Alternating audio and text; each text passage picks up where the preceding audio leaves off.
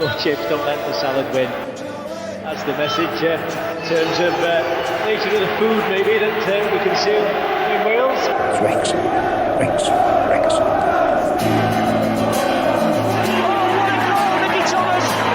He's done it, the magic little man, Watkin. Oh, he scored! Steve Watkin has got a goal! Ball breaks for Bowden, it's in early, as Rush likes it, and he'll chase it, he'll collect it, Ian Rush! Bennett, and that's a second for Wrexham. Well, classic, changing defence into attack. Conley! 1-0 to Wrexham, Carl Conley's done it!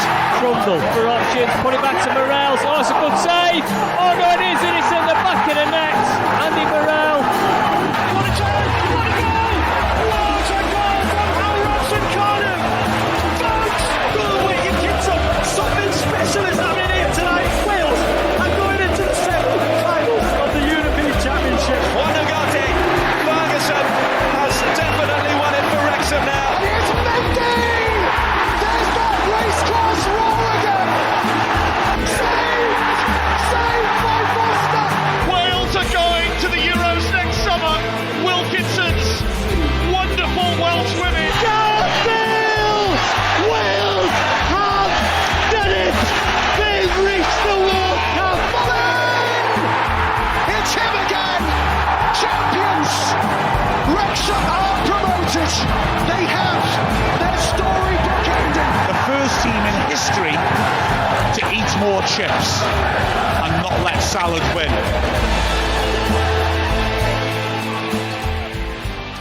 Hello and welcome to the Eat More Chips podcast, the official podcast of one of the most recognisable flags in the Welsh football supporters universe. In a week when researchers in Austria detailed the unusual case of the first cow to be documented using tools, specifically sticks and brushes she uses to scratch herself. The team from the University of Veterinary Science in Vienna said Veronica, a pet Swiss brown cow belonging to Carthenia resident Vidgar Wiegele, has been holding sticks in her mouth to scratch her body for years. Wiegele said Veronica first started picking up pieces of wood about a decade ago and moved on to using a long brush, even showing a preference for using the brush end to scratch where the skin is thickest, and the handle end to scratch her more sensitive areas. You know, as I've said before, sometimes these things just write themselves. A cow needs some tools? It's Jamie and Daz!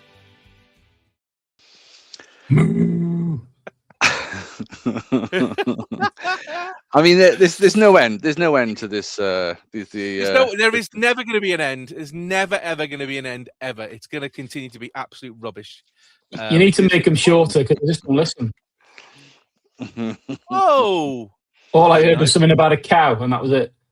Yeah, you don't listen to me anyway, so that's fine. Gents, good evening. Hope you're both well. Evening.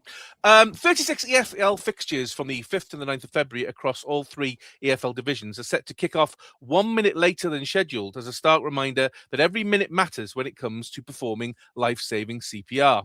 The kick-off times are designed to raise awareness of Sky Bet and the British Heart Foundation's transformative Every Minute Matters campaign, which, with the support of the EFL, has already inspired over 400,000 people to start learning CPR since the campaign was launched in May 2024. This February is Heart Month, and Sky Bet and the BHF and the EFL are on a mission to mobilise football fans across the nation as the campaign aims to get 500,000 people to save hearts all over the UK by starting to learn CPR by the end of the month. Bristol Rovers defender, Cymru player and BHF ambassador Tom Lockyer said, "What happened to me can happen to anyone, anywhere, at any time. Every year, more than 40,000 people in the UK suffer an out-of-hospital cardiac arrest, and most of them make it home, never make it home. I'm here today because of the transformative power of CPR, as every minute matters when it comes to saving a life." Daz, great. What a great campaign. And this is the thing about it, you know, CPR, actually not that difficult to learn, but really could save somebody's life, couldn't it? Yeah, absolutely. I mean, I always remembered, you know, when we were in school, we used to do the old life-saving, you know, with the swimming club and things like that. And so CPR has always been something that's been around. And it amazes me to realize that actually quite a lot of people just didn't know about it. I just thought that was all standard, you know, just being part of, you know, being part of the lifesaving club on the beach or in the pool or anything like that. And so, the fact is, it takes something like this to hopefully reach a wider audience, and who better than our own very own Lockyer to sort of promote that in a really meaningful way, because it happened to him, and it happened to him on a pitch in front of thousands of people. So if we can't get the message from that, then how can we? And Jamie, we talk about this because it's very relevant. I mean, I've had a heart attack. We had that heart attack at Wycombe last year. We had a medical emergency only last week. So it does show that if you know the skills and the small amount of time it takes to learn CPR and you're on hand, this really could make a massive difference, couldn't it? Yeah, it's one of those causes in football that we can all get behind, isn't it? Not just football, but I think in the bigger scope of life. I mean, the thing which I find surprising, and I don't know what you guys think about it, but this seems to be a very frequent occurrence now, doesn't it? Particularly in the crowd, it seems to be something that we see very often, and I don't ever remember it. Like years ago, I don't really ever remember it. Now, did it not happen, or did we just crack on and not know about it? It seems to be very, very common these days, doesn't it? I sense that it was always happening, and I think I know some people who will have witnessed and have seen it, and it's just not reported in the same way. So I do think it was happening, but lifestyles and people's change, is all changing. I think it has definitely been reported way more. I mean, thankfully, the defibs and things like that seem to be more prominent around, well, everywhere now, don't they? You see them in lots of places now. Like you say, campaigns like this to get people access to the training, to be able to learn how to do it and things like that. And I think just people being aware, isn't it? Being aware of it and hopefully having the knowledge or the know-how to be able to do something if needed. But yeah, great cause, and it's like you say, someone like Tom to be at the forefront of it is brilliant.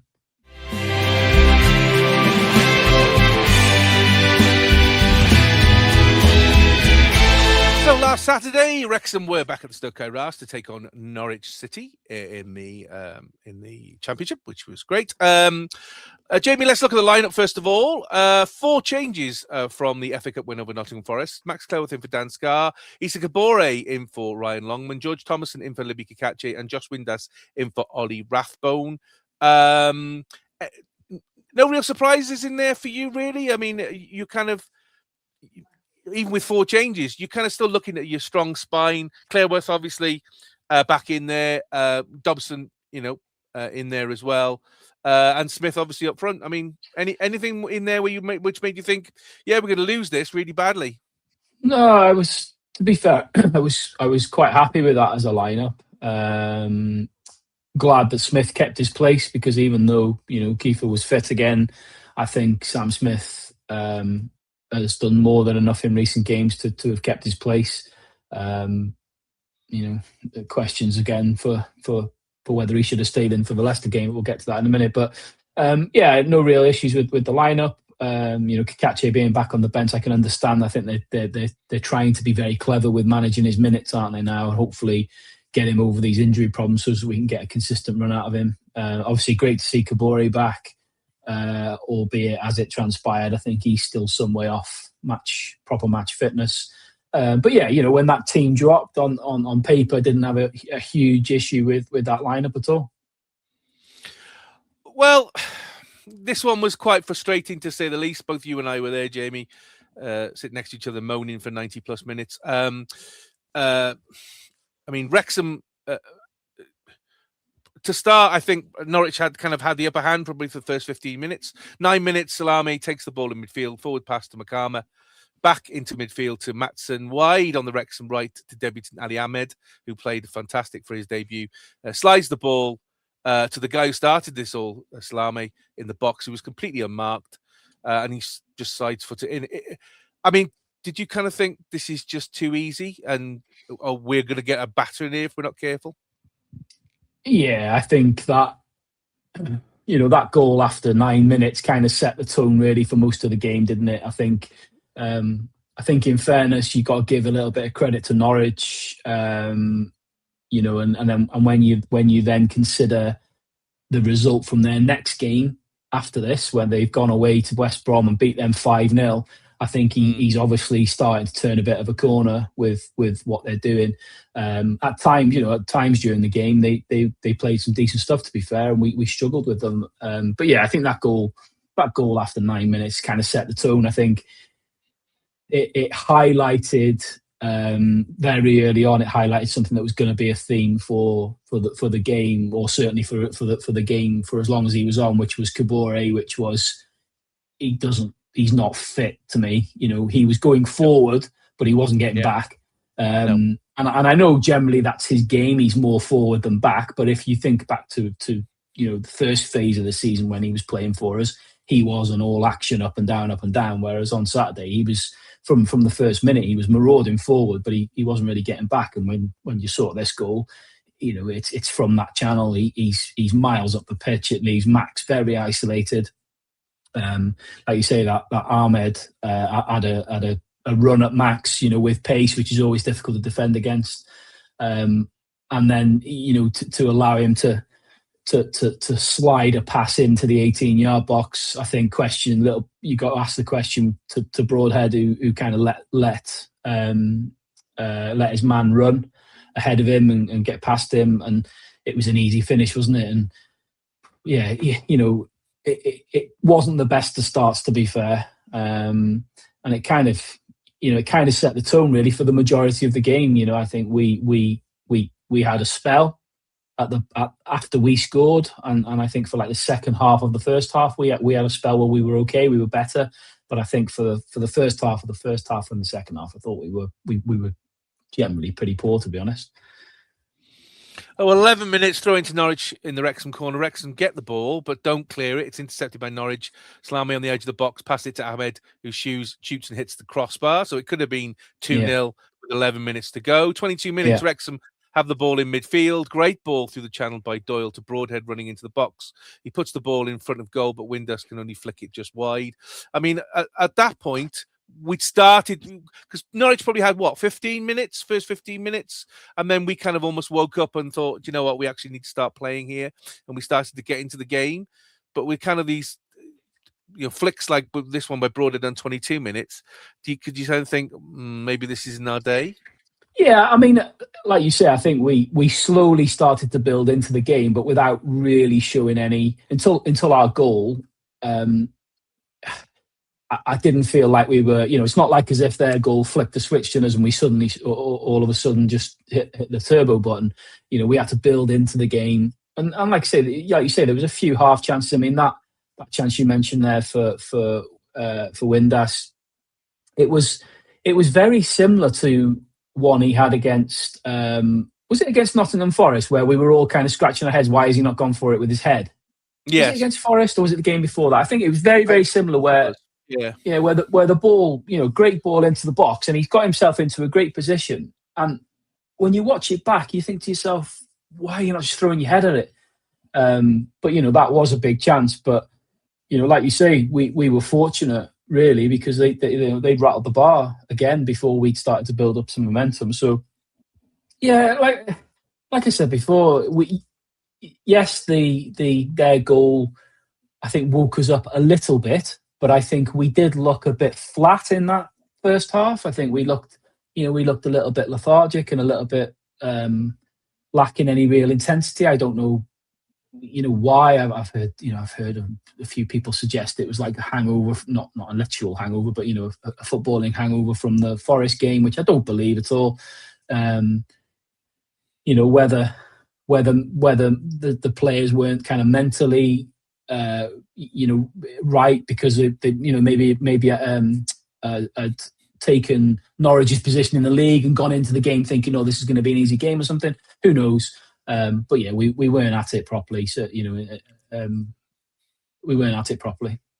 I mean, we have seen that before, haven't we? Where we've had a really, really good result, and then or a long period where we've not played, because obviously we've not played for 8 days before this, and then we come to this game, and I can remember the one where we did fantastic, and then we went to Stoke and got absolutely schooled. Or we've seen this before. It's not as if it's unusual. It happens, doesn't it? You're not gonna you're not going to turn up and be prime Brazil every week. I think after the kind of run we've been on and some of the good performances we've seen over, like the festive period, and then obviously that Forest game, there was always going to come a point where we were going to stutter a little bit, and I think that's very much what this game was. It was, we never really got going. We never really got going. Well, only a minute after Windas's flick, which went just wide, some lovely play by Wrexham on the right, some great interplay between Kabori and Cleworth around the corner of the box, crossed by Cleworth onto the head of Sam Smith, who heads the ball directly into the net, and it's 1-1. And I thought this kind of came a little bit out of the run of play, because barring that chance by Windass, we'd done very little for the first 23 minutes of this game, had we? Yeah, not huge amounts. Not huge amounts, but I think, this goal was a little bit of a catalyst, because, like I say, from the point we scored, not long after, we did wake up a little bit, and we were better in that. After that, for the remainder of the first half. I mean, the goal itself was a brilliant header. Brilliant header. I mean, good ball into the box by Max, and a brilliant header. It's not something that we don't attribute to Smith that much. His heading ability. We think of Kiefer Moore when we're thinking about crossing into the box and headers, but it was a really, really good header, to be fair. Kind of put it in the one place where the goalkeeper wasn't getting it. So at that point, when we've got back to 1-1, you are thinking to yourself, right, come on now. We've had a little bit of the slap for the first bit of this half. We've conceded an early goal. We've not been great, but now, come on, let's shake yourselves and get into it. And I think that's how it felt then. It felt like we had some momentum and we were building up. And I think I said to you at half time, we might regret not scoring another goal when we were on top in that, the end of that first half. And that's kind of how it transpired, really. Well, for the rest of the first half, Broadhead and Smith had chances but couldn't convert them. Second half, then, when we came out, played for about 5 minutes, and then play was halted due to a medical emergency in the Mold Road stand. And we wish that particular person all the best. I hope they're recovering well on behalf of us. The players were taken off the field, and play resumed about 20 minutes later. And then after that, Wrexham just did. I don't think they actually left the changing room. To me, because it was a very, very odd performance after that break. It was a very odd performance. I think we kind of all hoped and thought what we might get is we might get the response we saw after the last time we were involved in this situation when we were away to Wycombe, last season. That arguably kind of changed our season. That 10-15 minutes after that stoppage in the game, we were a different team. Yeah, this really, really hurt us. We just absolutely were non-existent, really, after the break. Absolutely non-existent. Never got going. And if anything, Norwich kind of, although they didn't blow us away, they looked the more likely.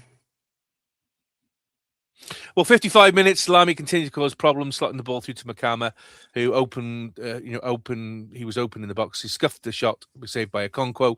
But 3 minutes after that, Wrexham lose the ball in the Norwich box. So we had the ball, we were pressing, we had the chance, we lost the ball, and then Norwich just completely counter-attacked, and almost from one end of the field to the other. Salami again in the ball in midfield, through ball to Makama. Makama on the edge of the box, unmarked, slots it past the centre-backs, scores in the bottom corner on 58 minutes.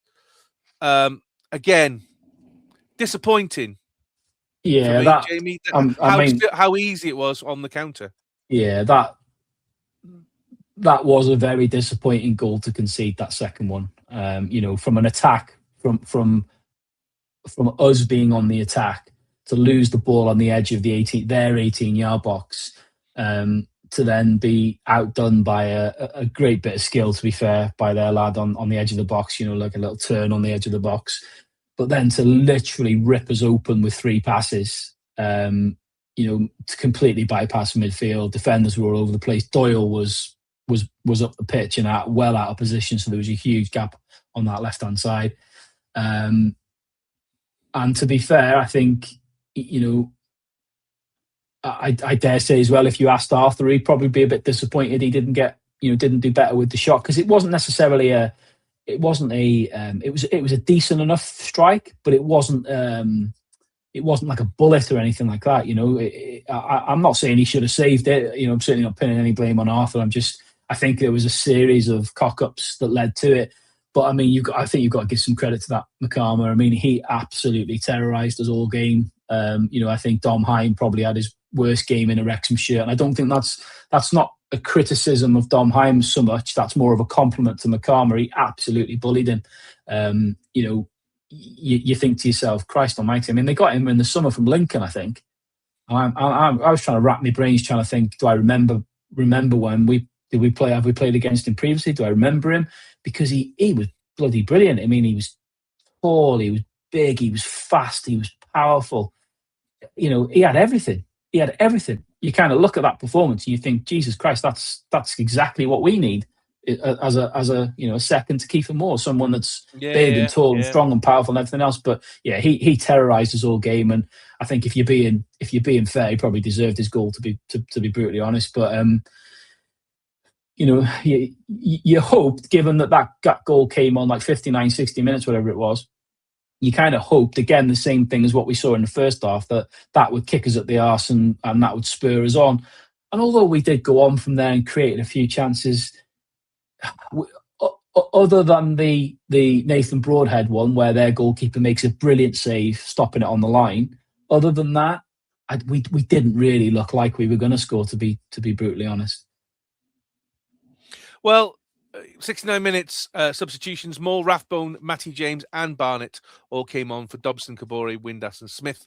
75 minutes, Norwich substitute Swatow passes to McCarmer in the box, who misses the target with the shot. 77 minutes, nice Wrexham interplay on the right. Barnett with a cross into the box. Shot missed by Moore.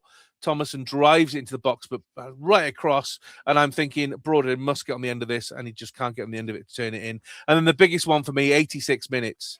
Rathbone with the cross from the right to Thomason, puts it on the onto the edge of the 6-yard box for Broadhead, who gets his foot to it. We all thought the goal was going in. I honestly thought it was in.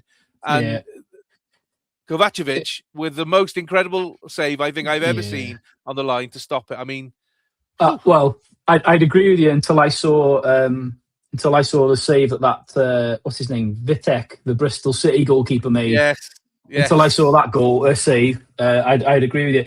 To be fair, it was a great save. I'm not taking anything away from the save at all. But I think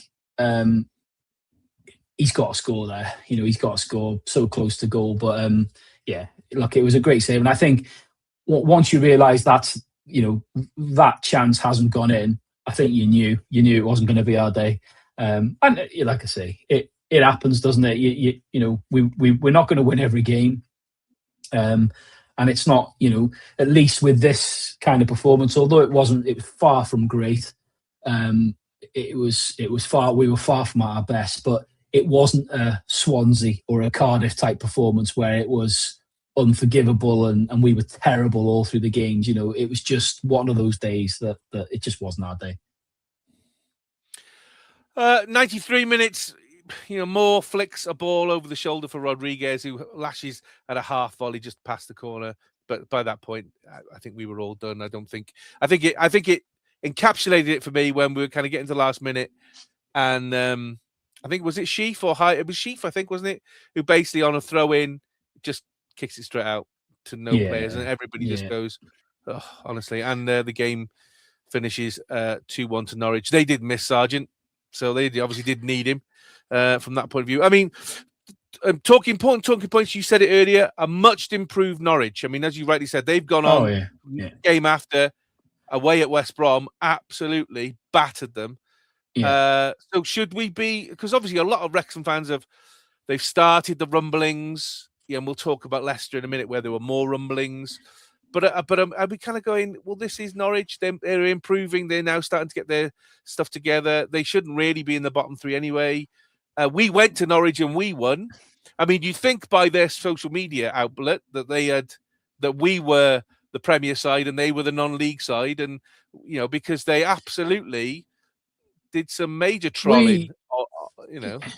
Yeah, they love it, don't they? They're not the first ones to do it. They won't be the last.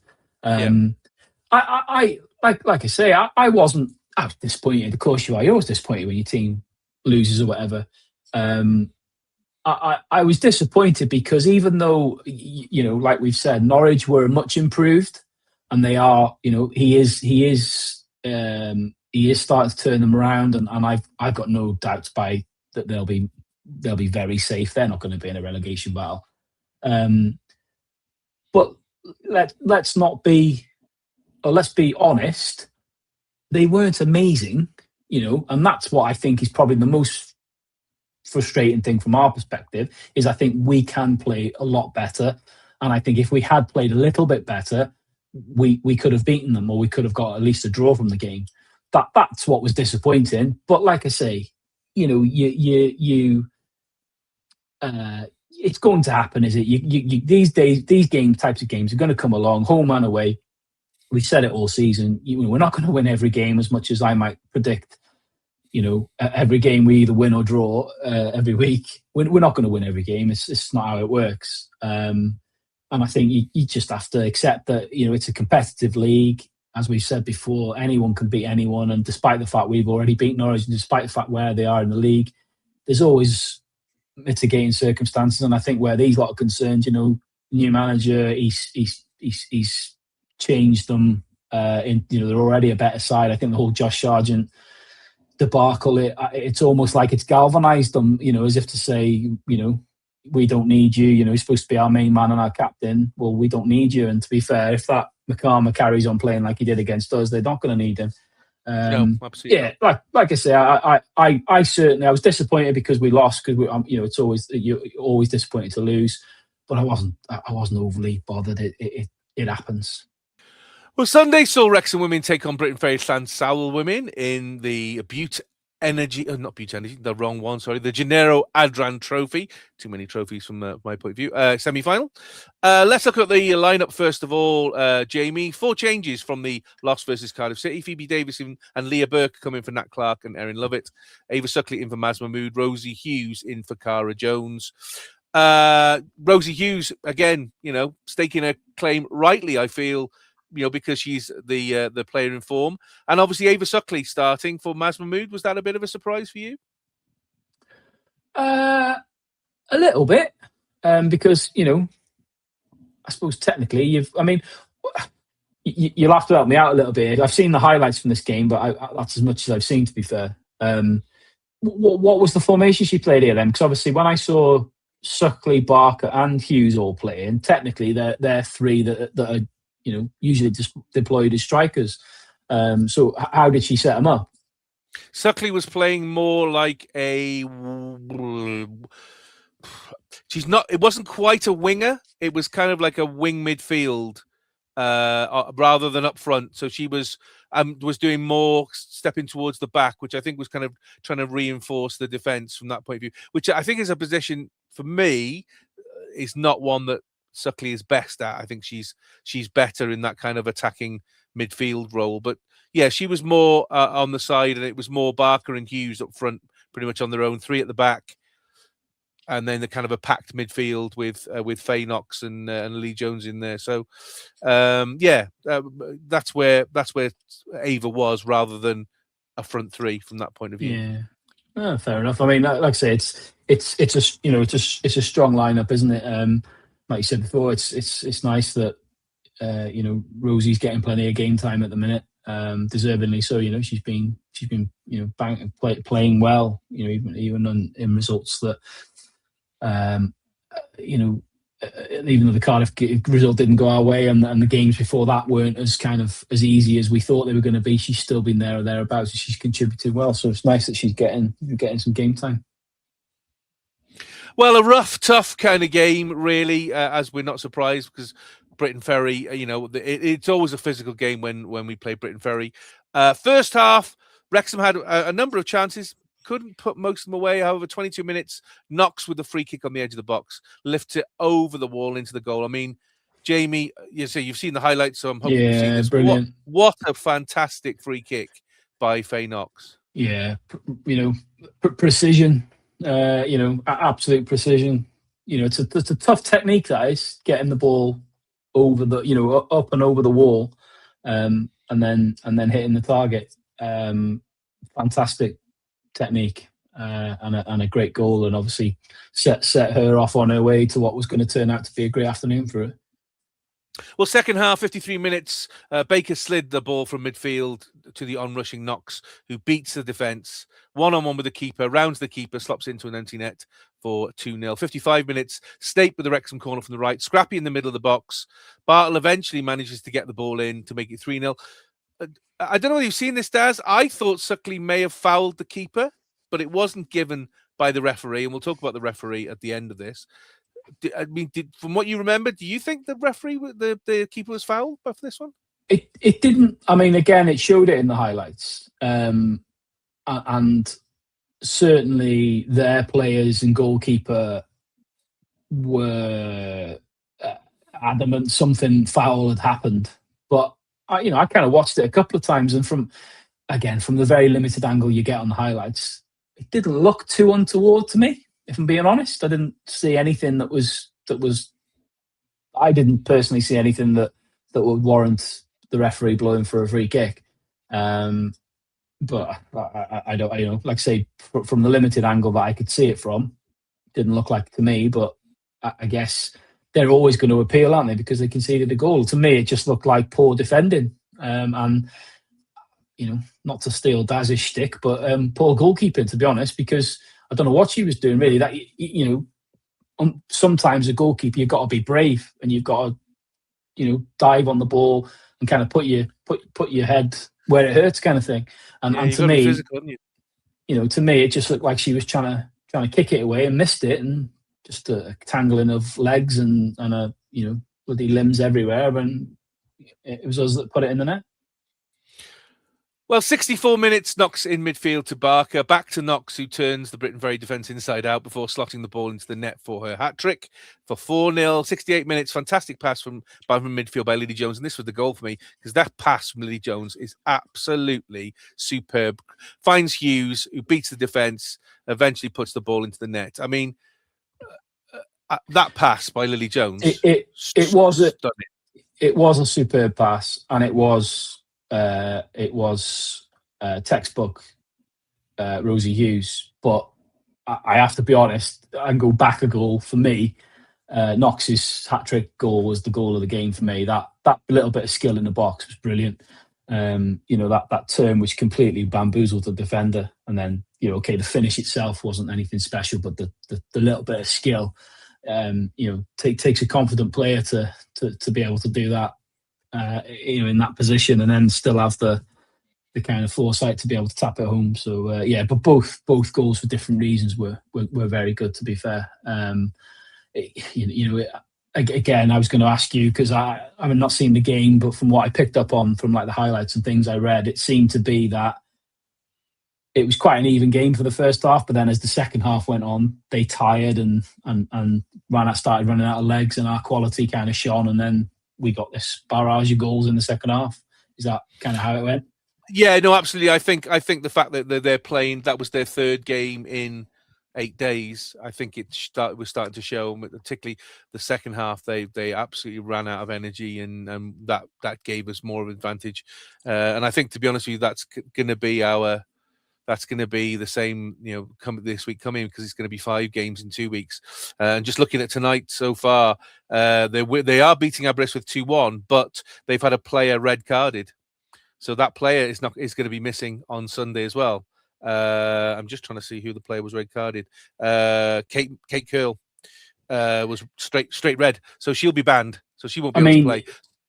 It's understandable, isn't it? If they started to fatigue, it's understandable, because if they've had to play that much football in a short space of time, you've got to remember these guys are semi-pro, so they're not even full-time professionals. They're not going to have a big squad to call upon, so it's going to be pretty much the same players playing all these games. And it's not like they play shortened games; it's 90 minutes, so it's totally understandable that they were running out of steam. If they've managed to turn that. They were 1-0 down, I think you said before, against Arbo, and they've managed to turn that round. That's credit to them. But you hope that the fact they've had to play another game tonight, Thursday, as we're recording this, you hope that's going to be of a benefit to us come Sunday. Well, 80 minutes, Cara Jones on the Wrexham right to Barker, cross to Hughes, who eventually puts the ball in the net for 6-0, and kind of Wrexham are comfortable. The only kind of really fly in the ointment, 87 minutes, Hughes kicks out defender Griffith after the ball has gone and is given a straight card by the referee. I want to talk about the referee because you probably didn't see it because you watched the highlights. Well, the ref. Go on. Well, I was just going to say the referee for me was all you ask for, as we've said many, many times, is consistency. You don't necessarily have to agree with everything a ref judges, blows for, cards for, but as long as it's the same across the board, it's fine. The ref wasn't. He was so flip-flop. He was so giving stuff that shouldn't, carding stuff that he shouldn't, same type of things, opposites, and two different reactions. And I think this, for me, kind of echoed it. Yes, the letter of the law. I mean, was this silly by Rosie? We're 6-0 up and we got 3 minutes to go. Was this silly, or can you be thinking it was a nothing, and why was the ref given a straight red for that? I mean, on the refereeing generally, I mean, you've answered the question I was going to ask you, because I'd heard a few things of comments about the referees kind of erratic / poor performance, for want of a better word. I mean, I don't know, maybe it's more of a general debate or conversation for another time, a bigger conversation, I don't know. But what's the answer? Whether it's at this level, whether it's at championship level, whether it's Premier League level or whatever, what's the answer? Because fundamentally, I get as frustrated as anybody else when you're watching a game and the referee or the lino gives a poor decision. But when I sometimes watch stuff back, I get stuff wrong on that first look one look I've had of it. I sometimes get things wrong, or I sometimes get things right the referee's got wrong, but I'm sitting up in a stand looking down on the game from a completely different angle. We have to remember that these guys are human beings and that they get one look at these incidents from ground level. Now, I'm not trying to make excuses for them. I think the standard of refereeing generally is pretty poor. I can't remember the last time I heard somebody at any game, whether women's or men's, say that referee had a good game today. And I guess what you said there is spot on. What you want is consistency in the game, consistency in what free kicks and fouls are being given, what things are cards are given for. I don't know, chasing players for time wasting, chasing players for where they're taking throw-ins and free kicks and stuff from. You just want consistency across the game for both teams, and I get that, and that should be a given because that shouldn't be difficult to do. But we seem to talk about the standard of refereeing in a lot of games, a lot of weeks. What is the answer? As you say, if you get one thing wrong, then you kind of go, okay, that's fine. If you consistently getting things wrong, at least you're consistent. My problem with the referee on Sunday was he was not consistent. He was not giving the same reactions to the same type of fouls by different players at different times. It was very much a case. It was very much a case of you're not quite sure what he's going to blow for. Is he going to card? Is he going to blow? Is he going to let it go? You see the same fouls happen 3 times, and you get 3 different reactions, all within the space of 10 minutes. That for me is not acceptable for refereeing. No, that's fair. I think because what you said there is inconsistency, and that fundamentally is somebody that's being given to license to referee at this kind of level or whatever level it is should have had enough training and enough coaching or whatever it is to at least be able to referee a game consistently. Like you say, if it's consistently bad, then so be it. But at least it's consistent. So I get that. That's fair. But I don't know. It's an interesting, like I say, it's an interesting, and maybe it's a conversation or a debate for the summer when when there's no football on. to have a conversation about refereeing and, what's the answer? How do you make more refereeing more consistent? I don't know. But for this one, with the Rosie Hughes one, it's difficult. It is difficult because, again, going back to what I said a minute ago about referees getting one look at it, he gets one look at it. The one look in real time, it looks like a kick out, and that's the problem. So by the letter of the law, he's only doing what he should do, because it looked like a petulant kick out after the ball's gone. I agree with a common sense head on. It was the end of the game. It's the end of the game. We've won 6-0. They're battered. She's got nothing to gain by, it's not like she's been. It's not like one of their players has gone in, studs first on her, and she's got up and retaliated or anything like that. It was just I think it was a nothing. It was a nothing kind of flick out. And if I'm being honest with you, I don't even think it was like a kick out at the player. I think she was just very, very slow in going for the ball. But was it straight red for you? When you look at the veracity of it, which wasn't a lot at all, probably not. I think a straight red was probably quite harsh, but I can also see why the referee has given it, because, like I say, he's not far from it in real time, real speed. The ball's gone quite a long time, and it's a petulant looking kick out. It's a petulant kick out, what looks like a reaction to the tackle. So I can understand why he's probably. He didn't hesitate. He made his mind up very quickly. So what his interpretation of that was that it was a red. Me personally, but then maybe my opinion's going to be influenced by the fact that I'm looking at it more from a general perspective and the score, the time of the game, and everything else. So I don't know, but I can see why he's given it, unfortunately.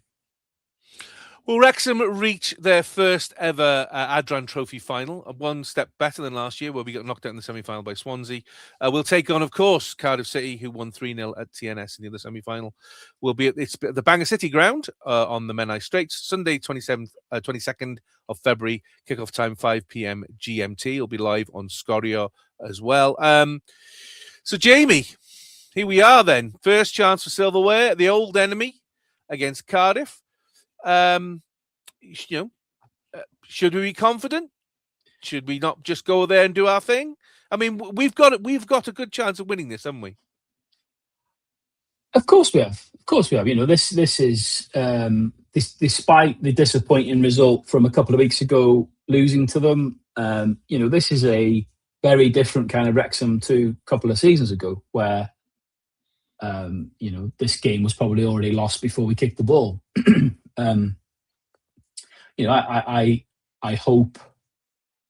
I hope that the kind of mentality of the players as they go into this will be, like you've just said, first opportunity to win some silverware of the season. I would imagine that Jenny Sugarman will really try and use this as fuel for the remainder of the season. Go out there, put on a performance, win this trophy, and not only then do you get yourself, you get a trophy to start you off, but that hopefully then gives you a real good momentum and psychological advantage going into, to the last part of the season, because we're going to need that. Because beating them in this would be fantastic, but the harsh reality now is because of the way the league results have gone. Assuming we, neither of us drop any points, if we want to win the league, we're going to have to beat them. So, if we can beat them in this final, hopefully that gives you a slight sort of mental advantage when you come to those league games. But either way, it's great to get to another final. Maybe it's maybe a little bit of what's the word I'm looking for? Maybe a little bit of a kind of a spotlight on the overall quality of the teams. The fact that we've ended up basically with seeds 1 and 2 in the final, because that's pretty much what we've got here. Are we going to see this in the other cup final? Probably. So yeah, but like I say, we've got every chance of winning it. That's the beauty of a cup game, isn't it? Is anyone can win. Well, Tuesday night back at the Stoke Kairas, and we were playing Leicester City in the league. A lineup then for Leicester, 6 changes from the loss to Norwich. Longman and Kakachi in for Thomason and Kabore, Matty James in for Dobson, Rathbone, O'Brien, and Moore in for Windass, Broadhead, and Smith. I think the biggest surprise for me, and I think probably the gutter, would be for Sam Smith. I mean, he scored 3 goals in 4 games or something like that, and gets replaced by Moore. Is that right that happens, or as has to happen, you've got to rotate your squad because you can't flog these players to death?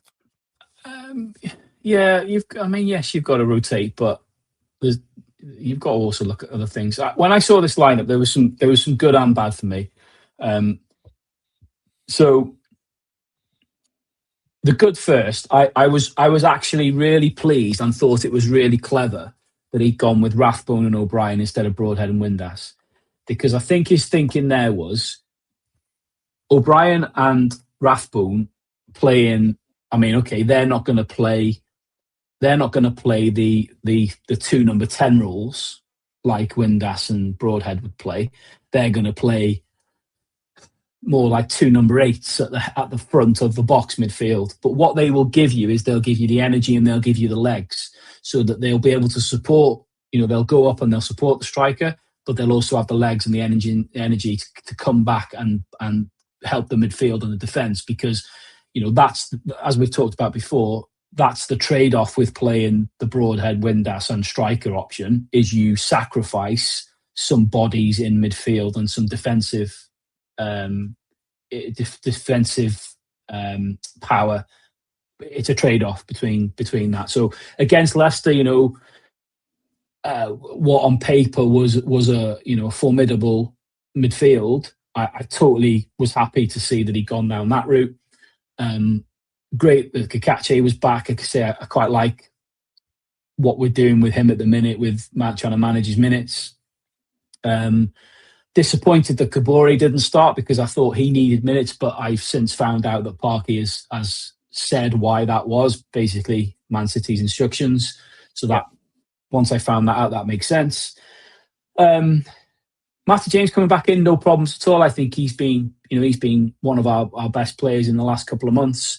I was surprised that Dobson didn't start instead of Sheaf. I thought Sheaf was poor against Norwich, to be honest with you. And I was surprised that Dobson didn't play instead of him. But like you say, the one that really kind of did it shock me. I wouldn't say it shocked me, but I was like you. I was a little bit gutted, really. And it's a crazy thing to say when you think about how many goals Kiefer Moore scored. But I think Sam Smith's been so good these last, whatever it is, 5 or 6 games. And he couldn't have done any more than he's done. And I genuinely think that we were starting more and more. Every game that was going by, we were playing more and more to his strengths. I would imagine he would probably have been quite peeved that he didn't start this game, to be honest with you. But then, like I say, you can kind of understand it because you've got to remember what Kiefer's contributed this season. So yeah, I was surprised, but wasn't surprised. It's a stupid answer, but you know what I mean. Well, there were obviously there were highlights and whatever, and I did make a note of them. But I want to just talk about. I just want to mention the 2 goals, and then I think there are a number of things that I want to talk about rather than go through bit by bit, because the game for me wasn't that interesting enough where you can kind of justify that from the point of view that whatever. Anyway, conditions were difficult. It was blustery. It was rainy. Get that, but it's a same for both teams. I thought Leicester were awful. I thought that by far and away the worst team I've seen us play against this season. I'll trump you with your Leicester were awful. What I wrote down were Leicester were fucking shit. Okay, good enough for me. I agree 100% with what you just said and with what other people have said. Probably the worst team I've seen at the Racecourse this season, and arguably one of the worst I've seen for the last couple of years. Bloody terrible. And you can totally understand why their fans were as pissed as they were. I mean, they did make me chuckle. Some of the chants that they were singing, "Sideways and backwards everywhere we go" was a particular highlight. That one really tickled me. And when your own fans are singing to you, attack, attack, attack, attack, attack, you know there's something wrong. But yeah, they're not right. Yeah, okay. Well, the goals: 62 minutes. Hyam from the back to Rathbone, Doyle on the far left, snap pass to Kakache on the edge of the box, fires the ball into Moore, who misses the ball completely, parried by the keeper, but absolutely into the danger area. Up pops O'Brien, completely unmarked, 6 yards out, and put it into the net. Wrexham 1-0 up, and you're thinking, yeah, no problem, we've got this, no worries at all, because they had nothing. They had, absolutely nothing. And then 89 minutes, Thomason fouls Ayew, who he should be in the British diving team with Tom Daly, to be honest with you, for the amount of times he went down. Just inside the Wrexham half. Free kick into the box. Headed on by a Coley, unopposed. Down to Vestergaard. Nobody around him. Puts it into the net. 1-1 in the 89th minute. I was so upset because we absolutely deserved to win that game. So let's just talk about some general stuff, and you can add any of your notes into it from your point of view, because I just want to. I mean, first of all, let's caveat this with, yes, that's 1 point in 6 at home against two teams who we thought we would possibly beat. Norwich, I think, is different. I think Norwich are on the up. And I think that actually, we probably caught them at the wrong time. If we'd have had them probably 3 or 4 weeks ago, we'd have had a better chance. But Leicester, absolutely a team on the way down. I think they look like a team who have the sword of Damocles hanging over their head. They know a points deduction is coming. The manager, who ironically is an ex-QPR manager, looked a bit clueless, looked a bit lost. They had nothing. Their players were, like I say, falling to the floor on a regular basis. Well, that Jordan Ayew, all I could think about was Kevin from Kevin and Perry, because it was just so unfair, I hate you. Yeah. Every time he used to be such a good player. What's happened to the guy? I don't know. What a bellend. Yeah, I mean, I kind of think I know where you're going with this. Let's just put a pin in that for a second to talk about that at the end, because there were a few things from like the actual game itself, because then I think there's probably a slight separate conversation about the aftermath. But first half was, you said it yourself, you have to tip your hat to the conditions. It was sideways rain and very, very windy. Bearing in mind, though, that we had the wind against us in the first half. And I think, to be fair, even though that first half was very forgettable, I think we dealt with it pretty well. I think if you're Leicester, you're probably questioning why you're not taking, long-range shots more often and, just speculative shots, trying to have a go and use the wind to your advantage, but they didn't do any of that. We have got to remember that Arthur makes a massive save towards the end of that first half, which was kind of forgotten because the half was generally so forgettable. But yeah, that first half was pretty poor. To be fair, the second half, when we came out, we were a different beast. I think the energy levels and the intensity levels raised up again. I think, to be fair, they were better in the first half than what we've seen against Norwich anyway, but they raised up again. O'Brien in particular, I thought in that second half was superb, probably arguably the best performance we've seen of him in a Wrexham shirt. And again, you have to acknowledge and remember Arthur makes another big save at the start of the second half as well. So we had one at the end of the first half and one at the start of the second half. So 2 really important saves. But other than that, we were by far the better team in the second half. By a mile, we only looked like the team that was going to score. They had absolutely nothing. And like you say, we're absolutely there for the taking. Eventually get the breakthrough. A decent move. We created a few chances, but a decent move before the goalkeeper parries it out. And we were having a bit of fun a few weeks ago about Lewis O'Brien with his one-on-one misses and stuff like that. And I said at the time, we're having a bit of fun and joking. But I said at the time that for me, the most important thing is that he's still getting in those positions. And although this wasn't a one-on-one, this was a good example of exactly what you want from that, forward running midfielder, to be in the right place at the right time. And he couldn't have been, any better in the right place at the right time to have caught that. The goalkeeper parries it out, and he, whacks it into the back of the net. And we, 63 minutes, deservingly 1-0 up at that point, because we were by far the better team. But, and I dare say this is where there'll be some dog shit coming my way. But from this point on, you do have to ask some questions about the tactics from this point on, because I think we are not. I say we're not good enough. I just don't think we've got the mentality to hold or defend 1-0 leads, and I don't think we need to. That's the frustrating thing for me. In this game in particular, I don't think we needed to. We finally got the breakthrough and we managed to get the goal. They were absolutely there for the taking. They had nothing. And at the point at which we get a goal, we're at home, we've got the lead, and you think to yourself, right, look at what we've got on the bench. You had Windass, you had Broadhead, you had Smith. And you think to yourself, this is where you want to see us go for it and go and try and add to that one goal. But unfortunately, that's just not Parky's way, and at the end of the day, it's his decision to make, isn't it? He's the man that makes the calls, and it's his decision to make. But he only made 2 substitutes on 78 minutes.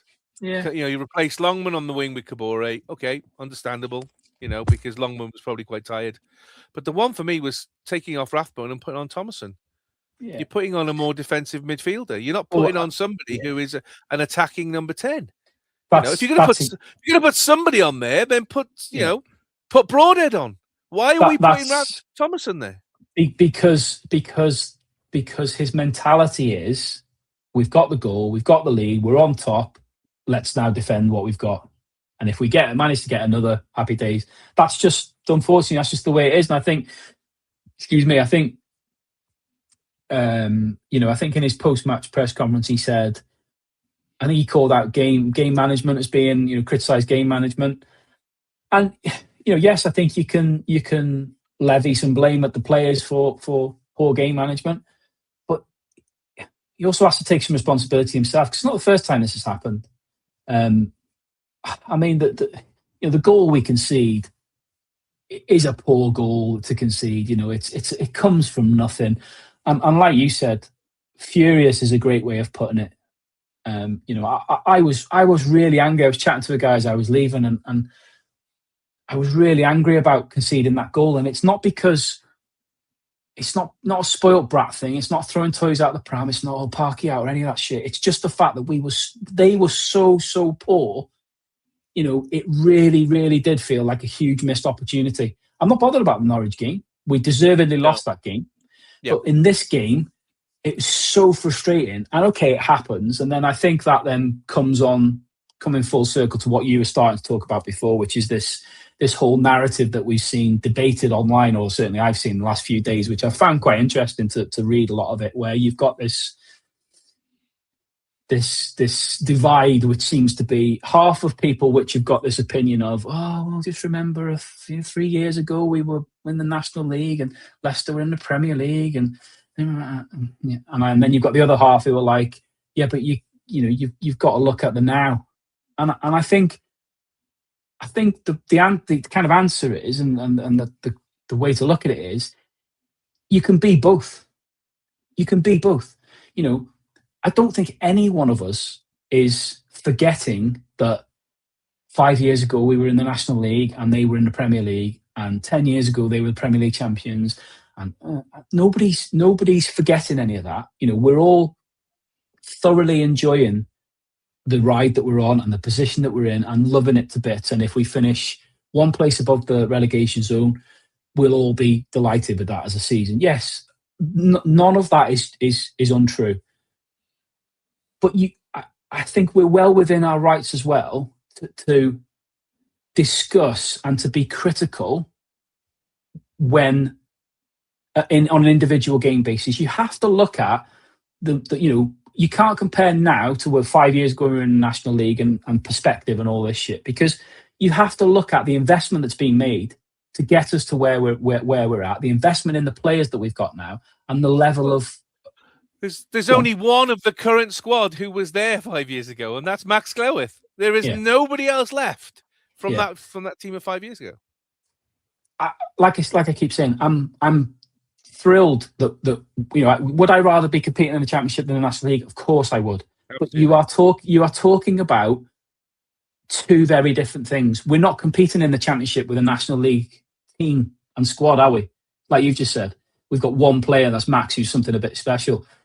If you look at as we've progressed through the leagues, and we've had this conversation about all these cult heroes who we've had in the National League, League Two and League One. Your Mullins, your Lees, your Palmers, all these players, sadly, which have moved on or are moving on. Like I say, if we were in the Championship and we were getting beat and being critical or being constructively critical because we were playing with a National League team, I'd understand that. But you do have to accept that we've invested in a Championship squad. And with that in mind, I think it's fair to be frustrated with a result like this. You don't have to just be happy clappy and say, oh yeah, but 5 years ago we were in the National League. You're quite within your rights to look at this and be disappointed and frustrated with the result of this game. And that's how I felt, and how I know a lot of other people felt, because like you say, forget where Leicester have been, what they've got and all that jazz. They were awful. They were bloody awful. And we were by far the better team. Certainly in the second half, we were by far the better team. We thoroughly deserved the 3 points. And we've cost ourselves those 2 points. Collectively, between management and players, we've cost ourselves. And that's what made it very frustrating. But like I say, sometimes you're not allowed to say that you're disappointed and that you're annoyed with the result, because we should be happy where we are. Well, we have to remember Wrexham finished the week. We're still 9th in the league, still only 2 points off 6th place. Okay, so that's absolutely where we want to be, and that's brilliant. But when we're in these situations like this, I completely agree with you, Jamie. I think we are more than justified to say this performance, particularly at the end, was not good enough, because this is a game we should have won, and we drew. And my bigger thing is I've been hearing a lot over the after this match saying, "Oh, Wrexham losing from winning positions." Some people are saying 18 points, 20 points, 23 points. I'm not sure about that, because there are also times where we've been behind and we've drawn or won, which cancels some of those out. But there's no denying that in the last 3 or 4 seasons, Wrexham has been that team where we've managed to pull the iron out of the fire at the 93rd minute. We've managed to get that winning goal. We've managed to get that equalising goal and get the points.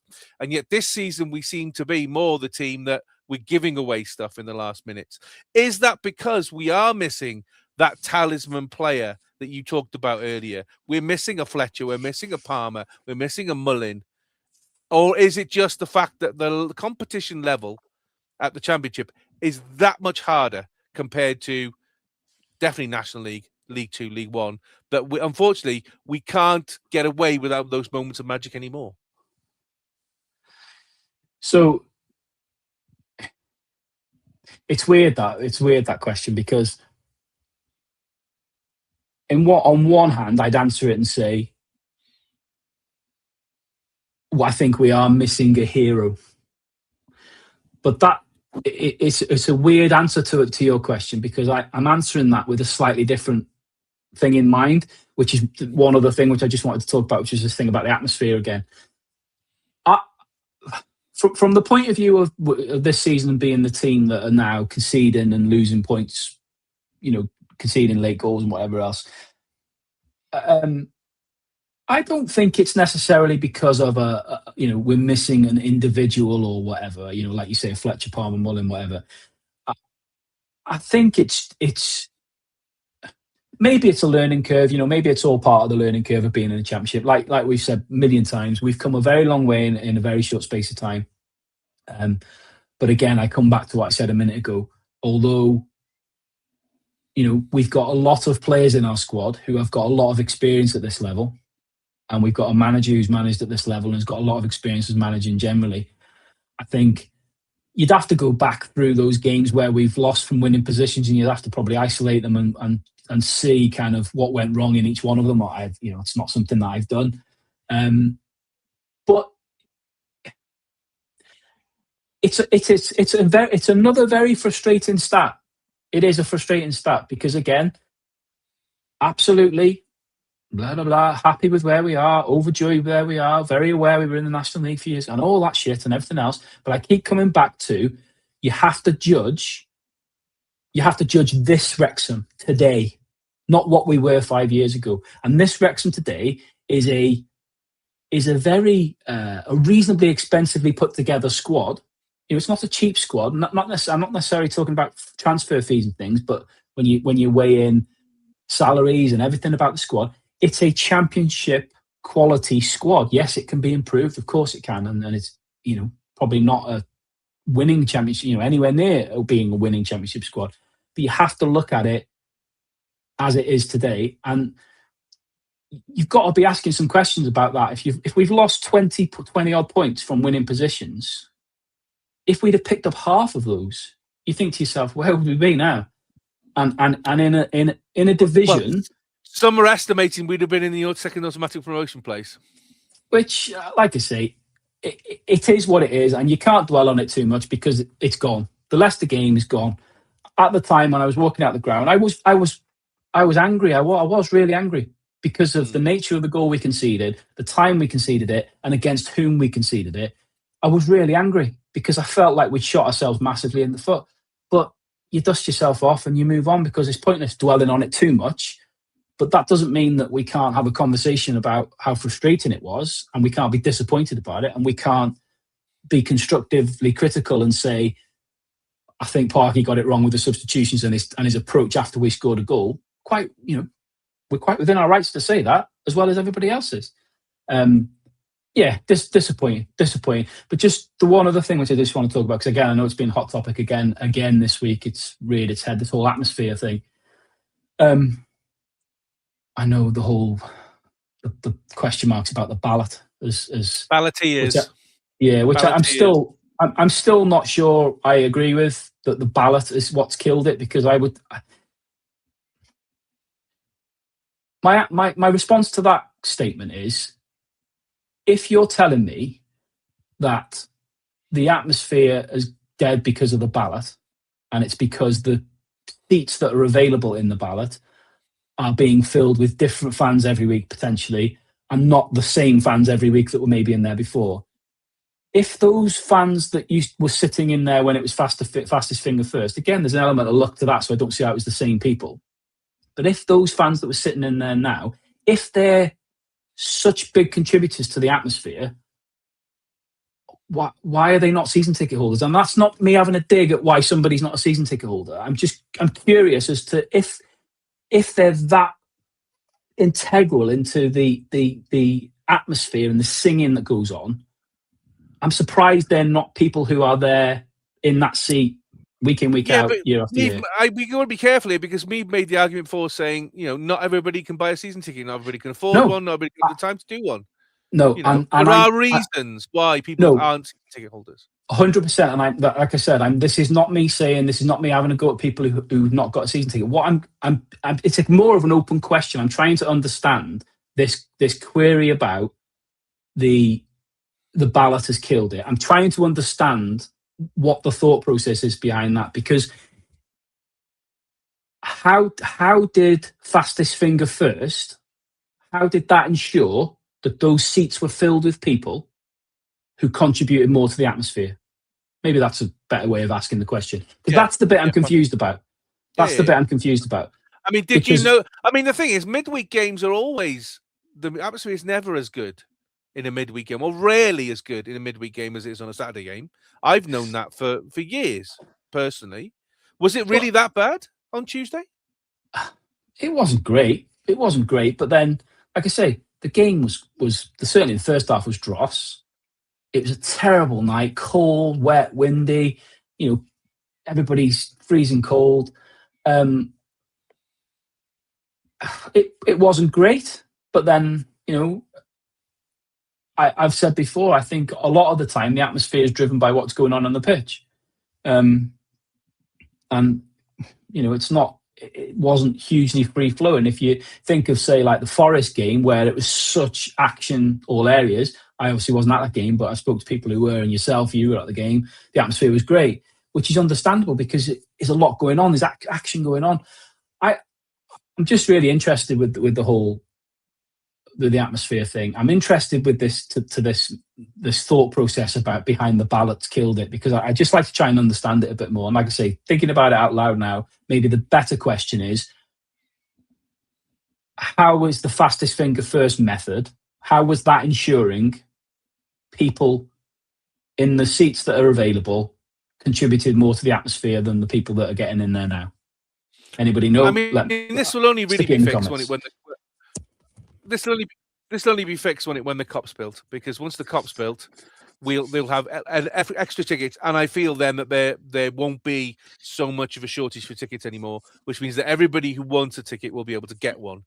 Absolutely. And then we'll have the answer. Then we'll have the answer, because it won't be a case of, But what will be interesting is, in that scenario, what will be interesting is, what happens to, is there going to be dispersion of those pockets of people who are the main contributors to the atmosphere? I don't know. Who knows? But the last thing on that I was just going to mention is, one of the things which I think does have a little impact on the atmosphere is this thing that I was talking about a couple of weeks ago, about this connection with the players. Is at the minute we're still building up connections with these players. Most of these players haven't even got a chance. You saw James McClean coming out at the start of the game, which was beautiful. We'll talk about him in a minute. Yeah. So yeah, but he can't, come out at the start of the game. He got a song. Elliot Lee, Mullin, Palmer. Yes, I know you've got your Dobsons, and there are a few players that have got songs, but a lot of the newer players, we're still building that connection. And what I was trying to say before, we was talking about hero when I was answering your last question, was we almost need a breakthrough hero to emerge, somebody that can be the new Mullin. And I mean that in the sense of kind of the connection with the fans, somebody that can, and those kind of connections get the fans up. I mean, the best we can do is Sammy Smith, and there's a serious problem, because that makes me want to rip my ears off my head every time I hear that. But yeah, I think in a weird way, we could really do with like a hero emerging to help us start to build, or to amplify or to accelerate this connection we're building with this new set of players, to hopefully be in a position where we were a few years ago, when we had chance for most of them, a lot of them. And again, that helps build into the atmosphere, doesn't it? But yeah, like I say, I find the whole atmosphere thing really interesting, because obviously a lot of debate about it, and I'm genuinely interested. I'm genuinely interested on why. If someone's got the opinion that the ballot has killed the atmosphere, please, a genuine question, let us know, because I'm intrigued to try and understand it a bit more. But yeah, there we go.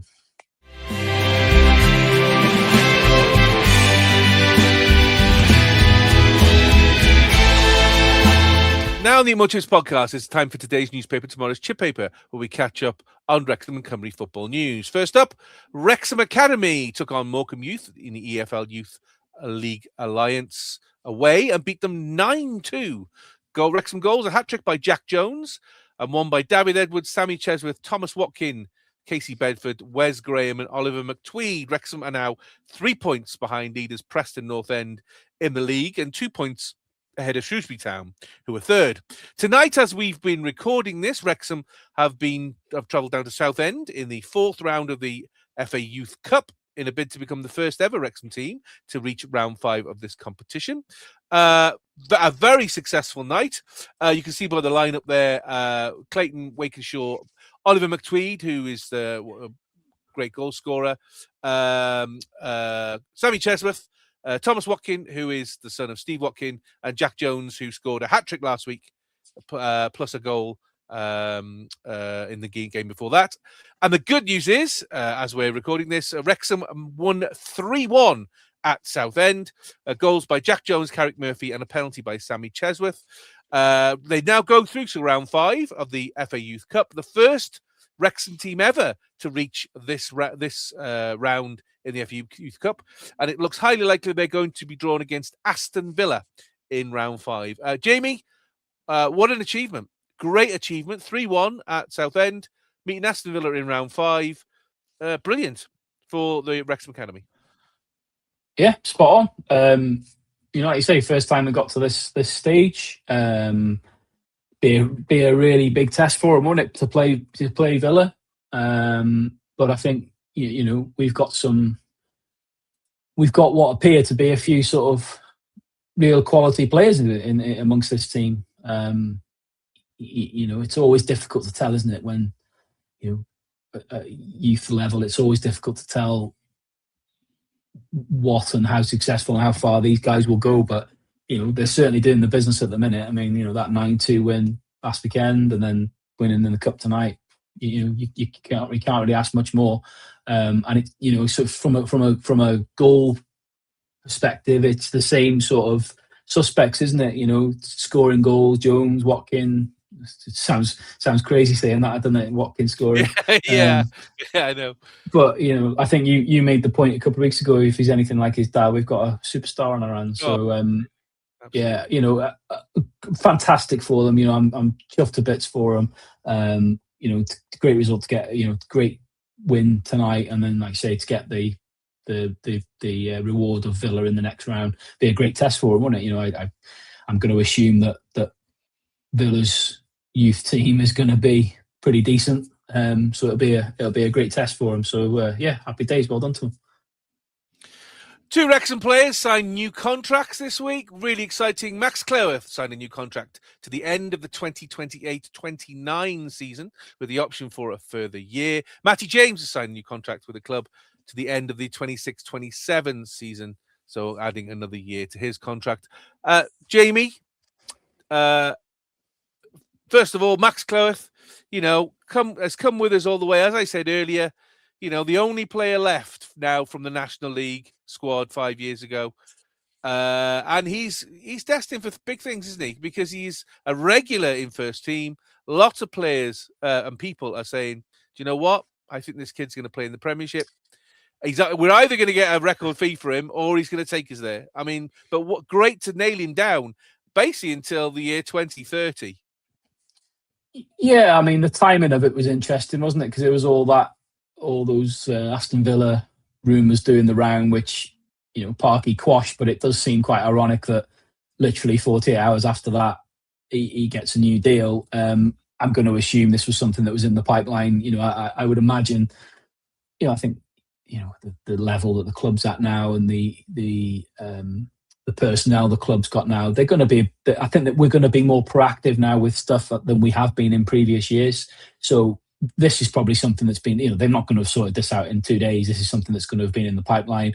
I would imagine, they're probably having conversations with Arthur. I would imagine he's probably going to be the next kind of high profile one they'll want to look to nail down because, he's had a superb season for us. He's definitely in the same bracket as Max. He whilst he's far from the finished article, he's still very young and he's got the potential to only get better and better.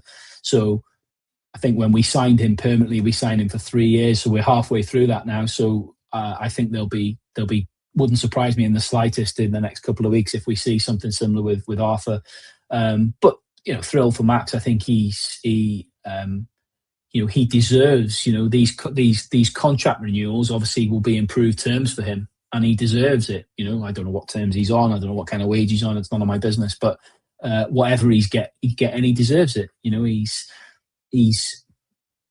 It's staggering. It's staggering to think that he's come from National League level with us, League Two, League One, Championship, and whilst I think he, most would agree, he's probably taken a little bit of time to adjust to the Championship. He's done it brilliantly. He is more than holding his own. I think the beauty is that he's still got room to improve, and he will improve because of his age and stuff. But the amount of experience he's got under his belt already is crazy. And like you just said perfectly there, I think the thing with Max is it will either be a case of, I agree 100%. He's destined to play in the Premier League for somebody, and hopefully that's captaining us there. But if not, then it's likely, like you say, he'd be our record fee or something daft like that. But yeah, the fact that we've been able to pin him down, super. It's incredibly rare, isn't it, for a player to start at a club and just stay with that one club all the way through. Well, I think there's only a guy from Luton, isn't it? I can't remember his name, but I think there's only one guy from Luton who's ever done the National League to the Premier League. So I don't think Max wouldn't be the first of that, but I think there's only one other guy that's done it. But yeah, it's. I mean, who knows? What Max will be in 3, 4, 5 years' time. But yeah, it's incredibly rare that a player stays at a club, for a long time. And it's obviously, it's obviously, it's obviously us benefiting from it. Absolutely, yeah. And then with Matty James, of course, incredible that he was released by Bristol City. He didn't have a club. We kind of signed him on let's just give him a go for a few months. And now he is a mainstay. He's the only player to start every game so far this season. Be involved in every game so far this season. He is an absolute rock in that midfield. Incredible. Yeah. So I was a little bit surprised by this one, but I don't dislike it. I'm more than comfortable with it. I think he's 34. So it's not like it's not like he hasn't got anything left in the tank. I think I said it a couple of weeks ago. He is one of those players, and is one of a couple of players that we've got that arguably look better at this level than they did in League One. Mind blowing to think that Bristol City let him go, and like you say, we picked him up on a free because he didn't have a club. Because I thought he was decent for us last year.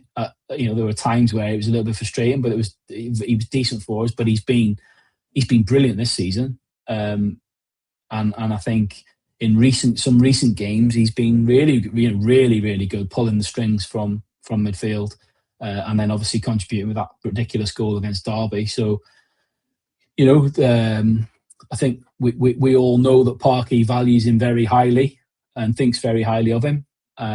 So if the club are happy and confident that he can contribute for another 18 months, which they obviously think he can, then why not?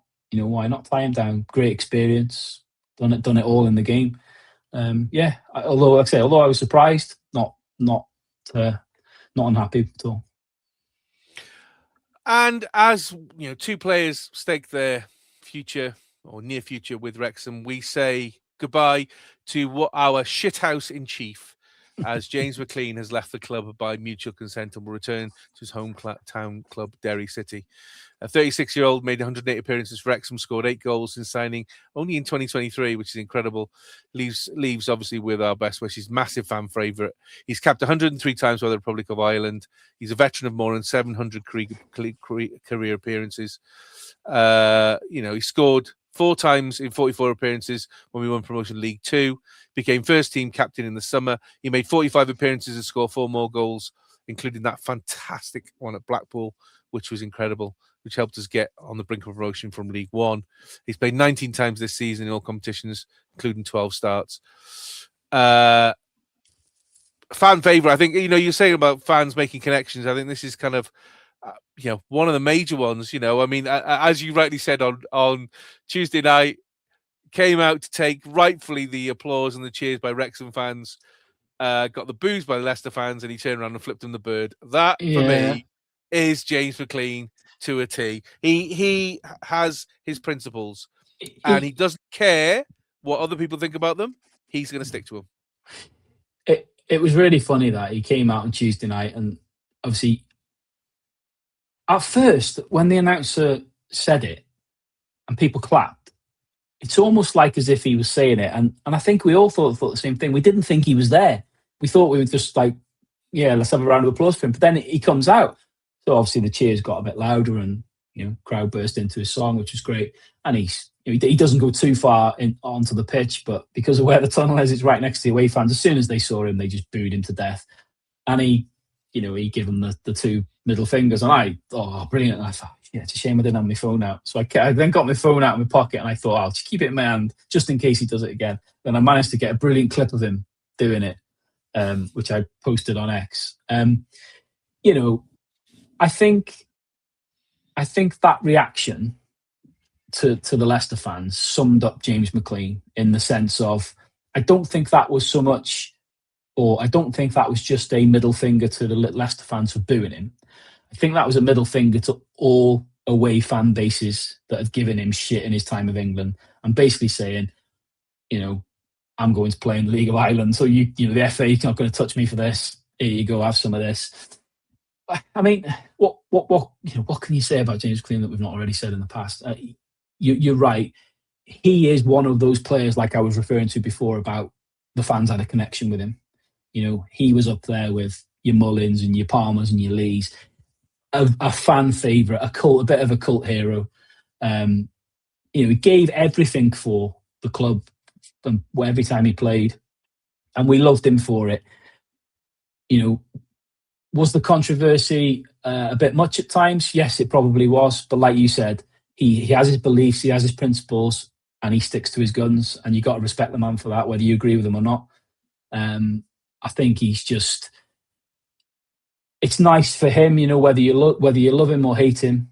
And I think unless he's played for your club, you probably hate him. Because I think if he's never played for your club, he's probably everybody else hates him. But for him, it's a lovely story. It's a lovely, career arch to be able to start at Derry, come and play in the big leagues because he was good enough to play in the big leagues, play at the very top at the Premier League, get capped over 100 times for his country, which anybody is a phenomenal achievement. It is unbelievable, and then to be able to go full circle and finish your career back at your home club is something special. But for me, the best way I can summarise James McClean is to quote this. In fairness, if I was born and raised in Shrewsbury, I'd probably be as angry as well, because it's an absolute cesspit full of inbreds. James McClean, January 2025.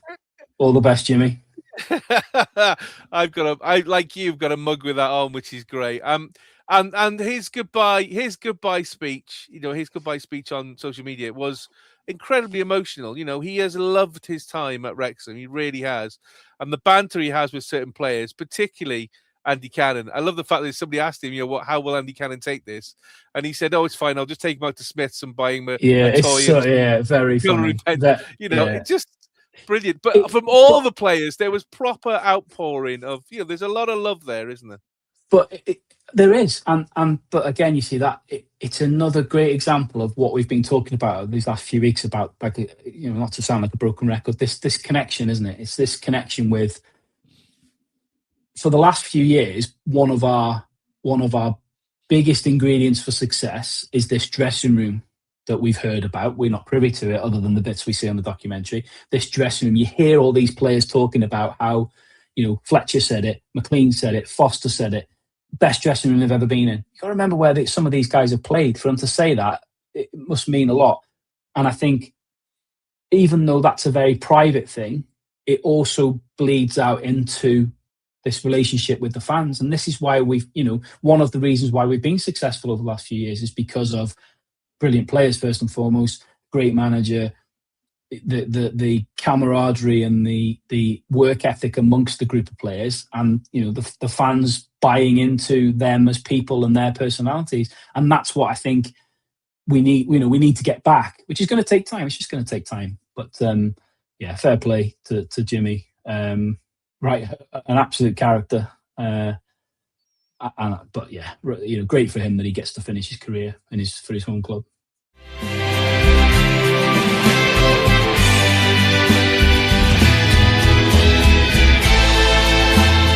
So So Wrexham travelled to North London this weekend to visit Queen's Park Rangers. For the first time we've been to Loftus Road in 22 years. Last time, 2004, we were both in League Division 2. QPR won on that day, 2-0, with goals from Clark Carlisle and Kevin McLeod. Not sure whether Jazz will remember those. You were probably only about, 2 then, Jazz? Not even born. Oh wow, great. Thanks. Yeah, thanks for making me feel bad.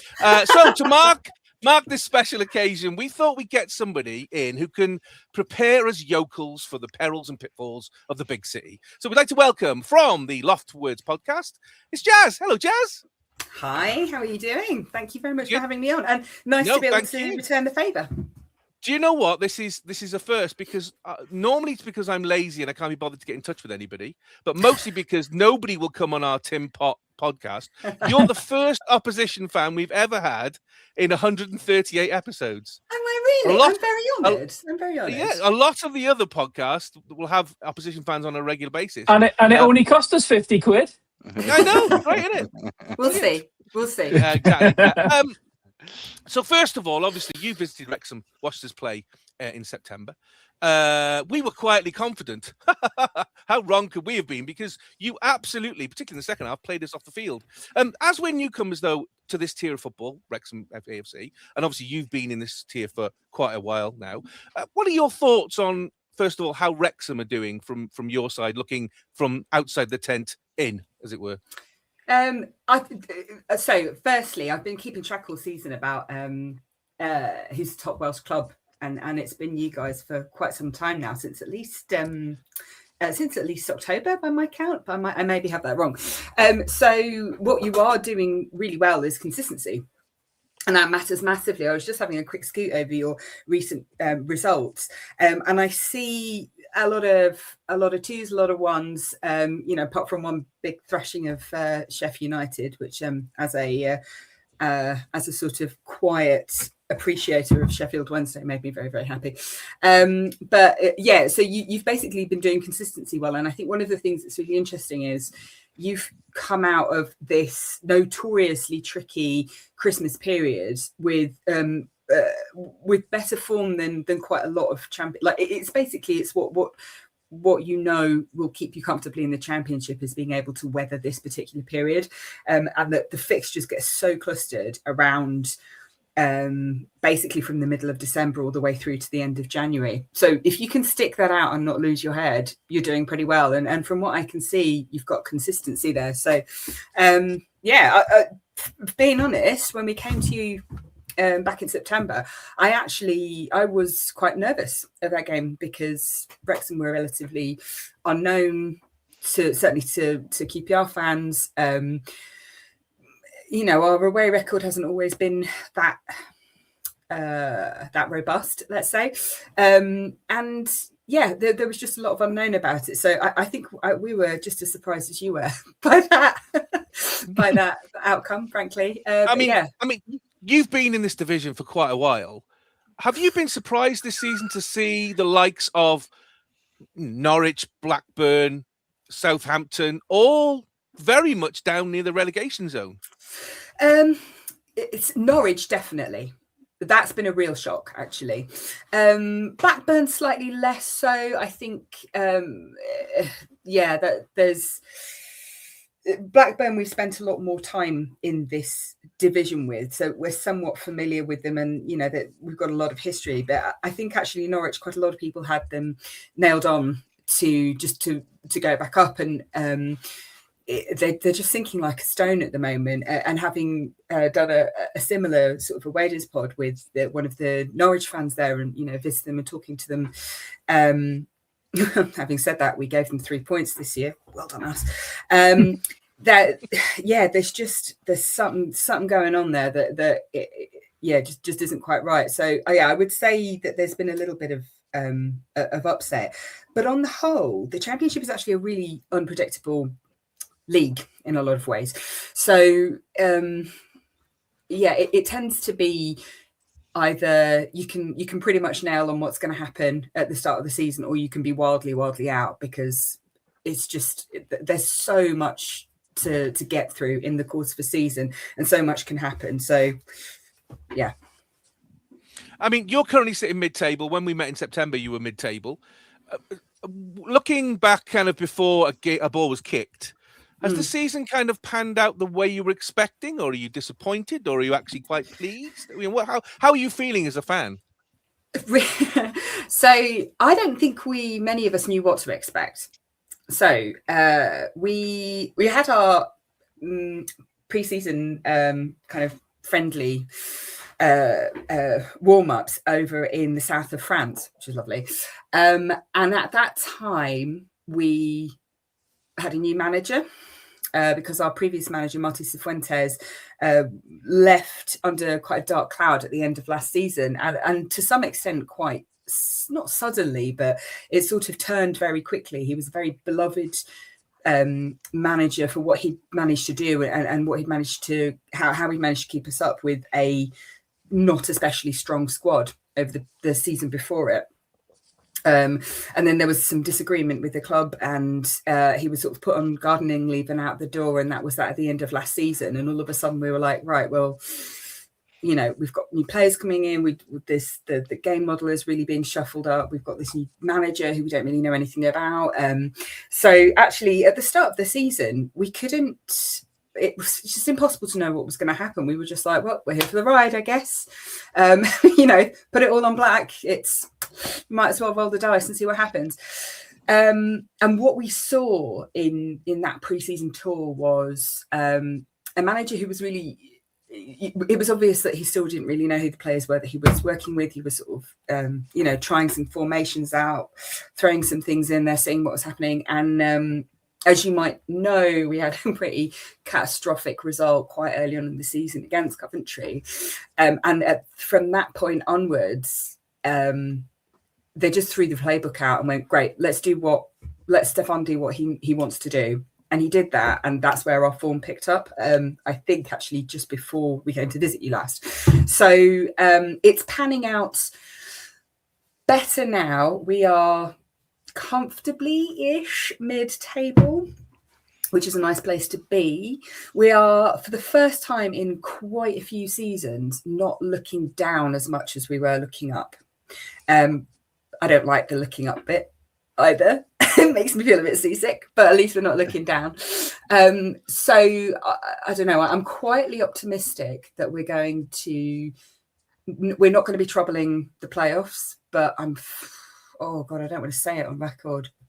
I'm quietly optimistic that we're not going to be troubling the relegation zone either. Touch wood. So well, I was going to ask you that was not getting relegated the ultimate focus for you guys based on the way that management changed, or did you think the players that you had last year could still achieve what you've achieved? So we still have quite a lot of them. But there has been quite a bit of turnover since then. Notably, actually, bringing in the likes of Kone and Romain Borrell, who obviously were the two scorers when we came to you. I don't know if we really knew what was going to happen actually, because it wasn't really an expected thing when all of that change happened. It was a little bit like, okay, it's like shaking the Etch-a-Sketch at the beginning of the season, like, right, start again, another go at this. So yeah, it really could have gone in either direction. But now when I reflect back on what we were talking about at the time, it wasn't pessimism actually at all. It was like, okay, fine, let's see what this guy's got. He's got all of the right credentials to be here. Now, he was brought in specifically because he had experience of managing really congested game weeks, which it's in QPR's DNA to be hopeless at those. It's not like we've been in the Championship for almost most of my life, and yet it's still something that we really struggle with. We've been struggling with squad depth for a long time because it's just a very competitive league, as you know. So yeah, he was brought in with the promise of he'll know how to handle that. He's got a really strong idea. I think he'd be able to deal with the personalities at the club, which he's proven that he can do.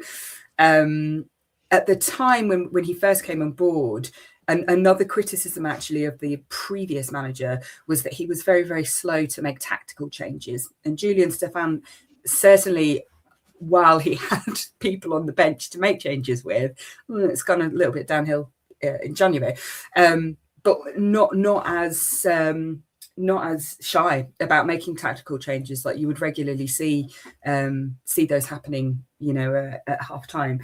So yeah, it's definitely proved to be a really good appointment, and one that we're all quietly. I would say quite a lot of people are very quietly confident in him. He doesn't make a big fuss and noise, and that's a really good sign. But yeah, he's kind of gone under the radar. And I think that's probably for the best, frankly. We talked last time, Jazz, about ownership models. We, both you and us have had awful management in the past who basically have tried desperately to wipe our clubs off the face of the planet. How are your feelings towards your current ownership model? They're doing all the right things at the moment. I think quite a lot of fans would agree that that the CEOs more than the owner. Really, the CEO has been doing some really good business in terms of transfers, in terms of getting some of our bigger wage earners weren't really bringing the value off the books, really developing the development squad. It's a bit of a clumsy sentence, but you know what I mean. Really like putting and investing in the development squad and the youth team, and those all seem to be very universally welcomed things. I think. I mean, I hope there aren't any QPR fans sitting here thinking that I'm wrong about that, because I'd be surprised if there are. They are quite. They're being a lot more frugal, and I actually think that's quite a good thing, because we're coming out of a period of, as you know, fines for FFP, and not that long ago we were wondering whether we were going to win the league or get a points deduction for fielding an ineligible player. There's been all sorts of horror stories, all the drama being in exactly the wrong place. So the fact that there isn't drama can only be a good thing. On the other hand, it's a very petty criticism, but I would say that they are quite purposely not very transparent. And so the way that shows up is they're very rarely allowed to publicise things like lengths of contract, how long players are out for. They're really quite closed book about information like that. And I think that's a very purposeful decision, because they don't want to be letting that information out for whatever reason. Fine, but it does cause some friction within the fan base, because it's sort of like a running joke now. It's like, well, when a player goes out injured, it's like, well, how long are they out for? Oh, redacted. You know what I mean? It's just like, okay, well, we'll just wait and see when they come back. But that's probably a very personal opinion. I don't think everybody agrees with me on that in the QPR fan base. I think it's probably going to come across as quite a churlish criticism if we get to the end of the season and everything's going brilliantly. And I hope I am made out to be wrong. But yeah, on the whole, doing business in a very different way than we're used to. Maybe it takes some getting adjusted. Maybe it does. I mean, the problem is when you don't give the information as a fan, it can breed mistrust, can't it? Because you automatically think, well, what are you hiding? Well, that's the problem. Yeah. And is it likely as not, nothing. No, but absolutely. You know what I mean? A bit like nature abhors a vacuum, doesn't it? So yeah, that's one of the kind of. I mean, I don't know whether QPR has, because Wrexham fans have a separate website called Red Passion, which is colloquially known as Red Poison, because basically on there is all the worst rumours and non-facts you could possibly imagine. I mean, in the know. Do the QPR fan base have a similar type of websites that you're aware of? I don't know. Actually, we've got a few fans. I think it's more the Twitter sphere. Actually, is where and I don't go on it. So, but yeah, I think you'll more likely see those kind of rumors. Having said all of that, our actual ownership structure are quite quiet. They stay in the background, and they are actually really, to be perfectly honest, are very benevolent owners. They've been bankrolling this very, very long period of recovery for us, because from my perspective, really some of the worst times really started back in that kind of end of Mark Hughes, early Harry Redknapp era. There were some decisions made in that era that financially crippled us for a very, very long time. And I don't think it's obvious how much we're still living the effect of some of those decisions. So the fact that our current owners have been keeping us going and keeping us afloat and just staying stum and staying in the background, but it is actually something that they deserve an awful lot of credit for, I think. Obviously, we're coming towards the end of the January transfer window. How have Queen's Park Rangers done with regards to signings coming in, signings going out? Anything on the horizon? Would you kind of thinking, oh yeah, this sounds promising? Or what do you feel you might need, for example? It's really lovely. For the first time in quite a few seasons, there isn't an awful lot of chat about needing something urgently in January, which is such a relief, because we're usually at this point going, oh, we've got no strikers left. Brilliant.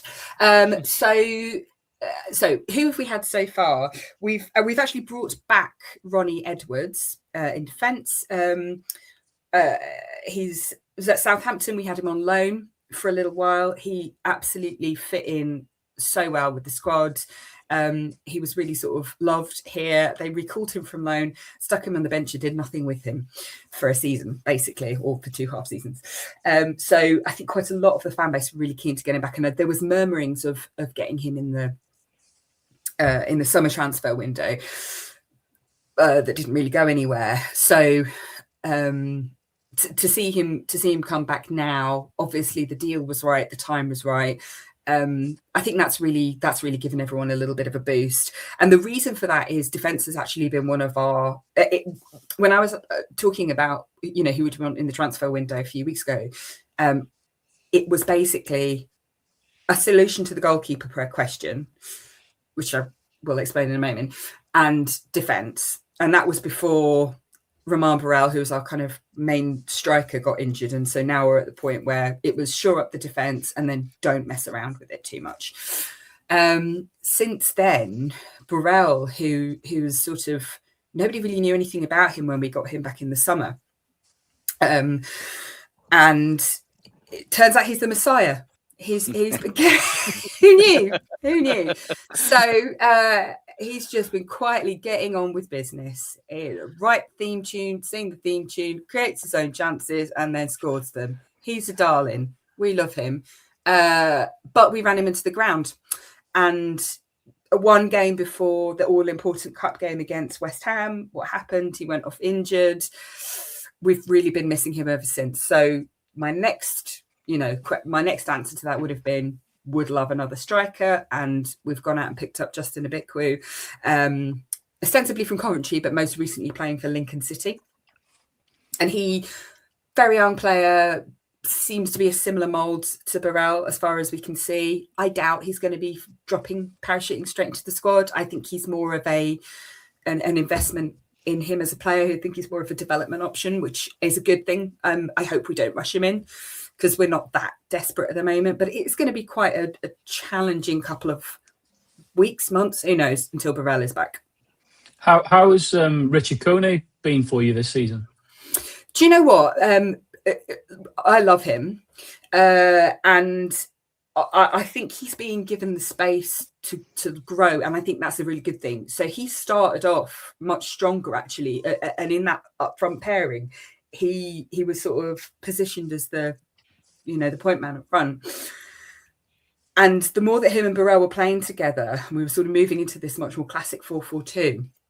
He dropped deep a little bit. Burrell went forward, and that's where we started getting a real glut of goals. We got up to 10 from Burrell, and that was mostly through Kone's service, actually. So for somebody who was brought in to be a striker, he's actually turned out to be an incredible sort of number 10. And for some perspectives, I think there was a bit like, oh, he's not scoring as many as we thought he would. Is that a problem? I don't think it is. I actually think he's been doing a fantastic job here. And I think we have to remember as well that he has got he's got some way to go in terms of experience at this level, at any level, really. So the fact that he's taking that slowly can only be a good thing in my opinion. And I really hope we don't run him into the ground. There's a player with absolutely massive potential there. Sure. So obviously, we meet you on Saturday at Loftus Road, which I'm really, really looking forward to. What should Wrexham fans be looking forward to? What formation are you playing at the moment? And apart from the players you've just mentioned, are there any other players kind of Wrexham fans should be looking out for with regards to a major threat? So I mean, what formation are we playing? It has been mostly 4-4-2, but we're kind of running out of people in the middle, so it will probably be that. But there's a lot of debate at the moment about whether we should start to shore up that midfield a little bit more.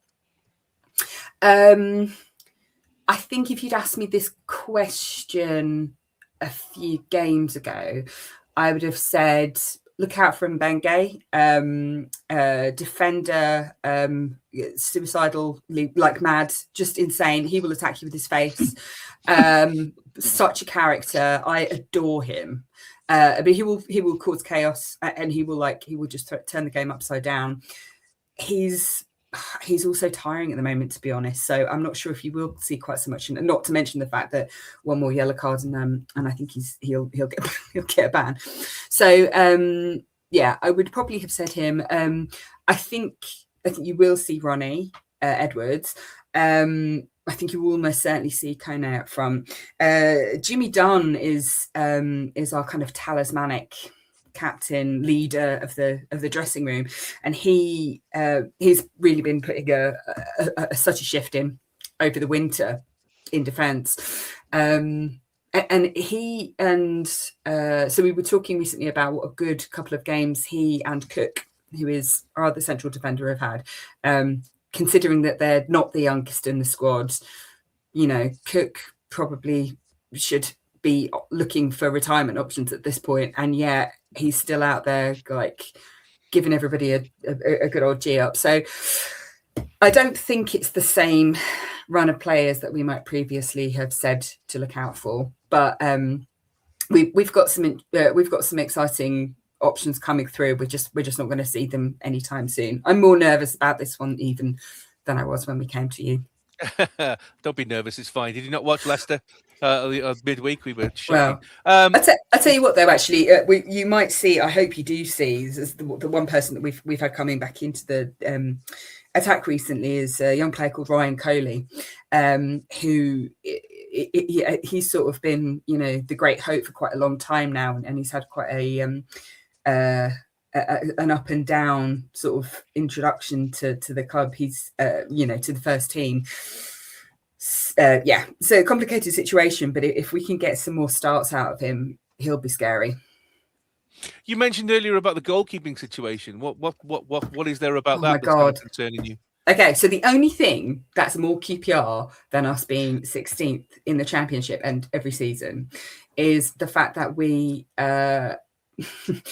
when we came to playing the cup game against West Ham, we were playing a third goalkeeper in 3 consecutive games. We've had this rotation situation for a little while.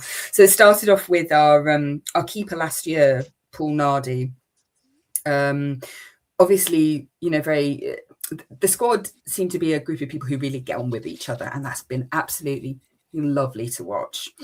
I just love that. I can't get enough of them. There isn't a single unpleasant person in our squad. They're all just such solid gold guys, and you could tell that Mike Nardi was one of the guys. And then sort of at the start of the season, it was announced that a younger goalkeeper called Walsh was going to be the number one, and Nardi was going to be dropped, and it wasn't really clear why, presumably to try and bring Walsh through, but they sort of threw him in at the deep end.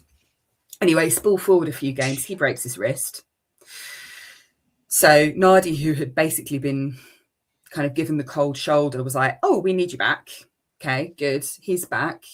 Then we brought in Ben Hamer to basically provide cover. Not really sure if that was cover so that we could try and move Nardi on, or what that was about. But he ended up being sort of the main goalkeeper selection for quite a while. he hadn't played competitive game for over a year by the time he played his first game with us. So that was quite a risky move in a lot of ways. We had one of our old goalkeepers, Senny Dieng, sniffing around for a little while as well at the end of December. Ben Hamer gets injured in the middle of a game. Okay, back to Nardi again. Poor Nardi. I mean, he's not a perfect player by any stretch of the imagination. And one of his biggest criticisms you'll see is he never comes off his line. So if he does, for some reason, start this weekend, which he won't, but if he does, you'll see that that's one of the big criticisms of him. But he does have distribution. He's got some moves that are quite nerve-wracking, I won't lie. He doesn't come off his line, but he invites the pressure on, but he's really good at handling him, and he does get there. But that poor guy, he's been treated a little bit like, like the ex that you don't want to talk to unless you want something from them. Like every time we need him, we're like, oh, come back for 20 minutes. Oh no, we don't need you anymore. Off you go. So I do feel awful for him, because I think it's given him a real knock to his confidence. And then, so in that merry-go-round, we had Ben Hamer coming back, going off again, Nardi coming back, going off again. We got to the West Ham game, cup game. We have an appalling record in the cup, and we were really, really hoping to do something with it. It really felt like, okay, this time we might actually get past the third round. We've got a team who don't want to play, frankly, with West Ham. They were in a bit of a mess. And when we looked at the team sheet and it was Walsh's name was there, we were like, the balls on that guy. He's been out injured for half a year. He was thrown in at the deep end. He was on the battering end of that loss to Coventry. And then he comes back for a cup game. And I've got to say, fair play to him. He made some Hollywood saves.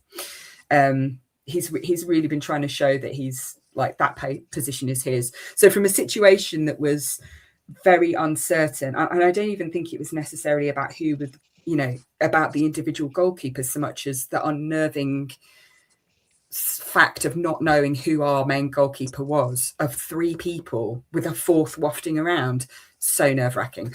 So I think that is probably put to bed now. Walsh is our number one guy.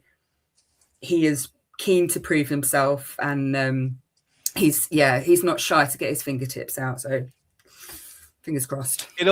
Jazz, it all sounds familiar. We used to break keepers like a toddler with toys. I mean, it was ridiculous. I was about to say that. Yeah. Yeah. I mean, thankfully, we seem to have put that bit to bed. And I for one person, am looking forward to going to the soulless bowl that is London Stadium when West Ham get relegated, because I've never been there. So.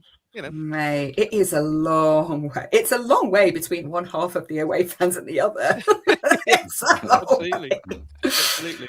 Definitely. So with regards to Loftus Road, as I say, Wrexham fans have not been there for 22 years. I've never been there. Even in the day when we were in the same division, I didn't get to go to the away side. I mean, for any away fans who are planning to travel, any kind of tips, pubs, food, that kind of thing in general?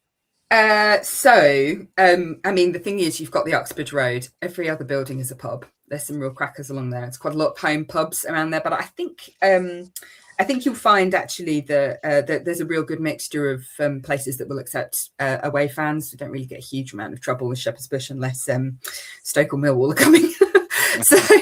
so yeah, the Uxbridge Road and the Goldhawk Road are going to be your friends. I mean, as for Loftus Road itself, so obviously I've never sat in the school end before, in the away end, but I sat in quite a lot of other places in the ground, and I love that ground so much. I'm so proud of it, and every time we go and visit a soulless bowl, I just think how incredibly lucky we are to still have a proper.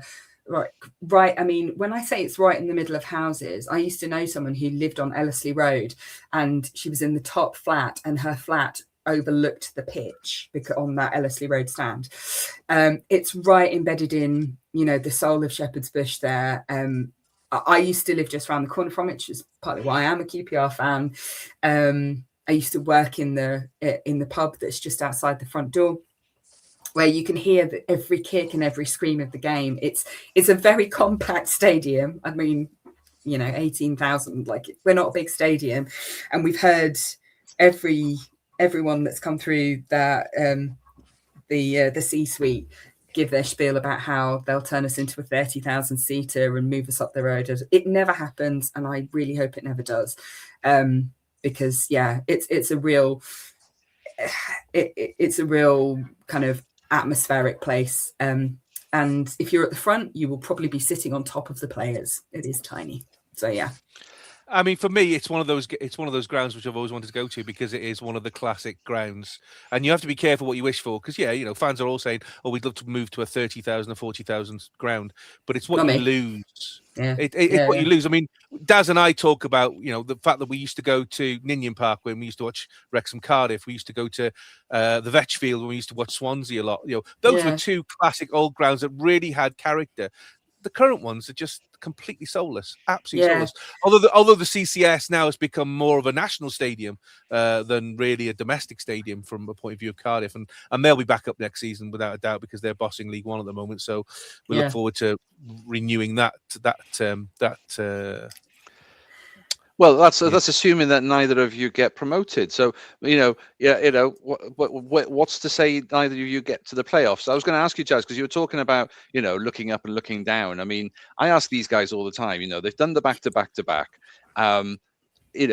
Would getting promotion be the holy grail that everybody thinks it is, or are you bricking it that you would just be? I mean, you just seen what's happened to Leeds, and they've done well, but Burnley did a really good points total last year and are struggling. So is it the holy grail that you all think it is? For us, do you mean, or just generally? Yeah, well, no, I think for you, having been there for so long, because these guys often are, have said, why not? But let's consolidate. But what about QPR? Have been there a while. Do you know what? If the league is a ladder, the gap between the bottom rung of the Premiership and the top rung of the Championship is huge, and it's only getting bigger every year.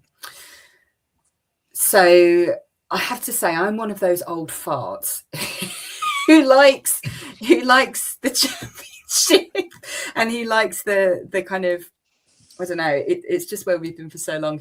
I like the unpredictability of it. I mean, I've seen 3 seasons of QPR in the Premier League, and it was, obviously it was great to do well enough to be promoted, but it's a whole different ball game there. It's a whole different ball game, and unless you've got the finances and, frankly, the infrastructure to back it up, it can be kind of miserable, actually. I mean, I can't say I know it sounds like sour grapes, and I hope it doesn't, because I really don't mean it this way. But it wasn't especially fun being like, oh well, half of these fixtures we know we're not going to get anything out of because we're playing a different game to the Man Uniteds and the Chelseas, and Chelsea was a bit different actually because that one went a bit. Just had to get that in there, couldn't not. It's a very different ball game. So, do I want Queen's Park Rangers to be successful? Yeah, of course I do. Like, it was there for the year that we won the league. It was there in Wembley for the playoff finals, for that Bobby Zamora goal. It was incredible, that sort of achieving something. But even at the time, I was like, is there a way that we can win the trophy and stay here?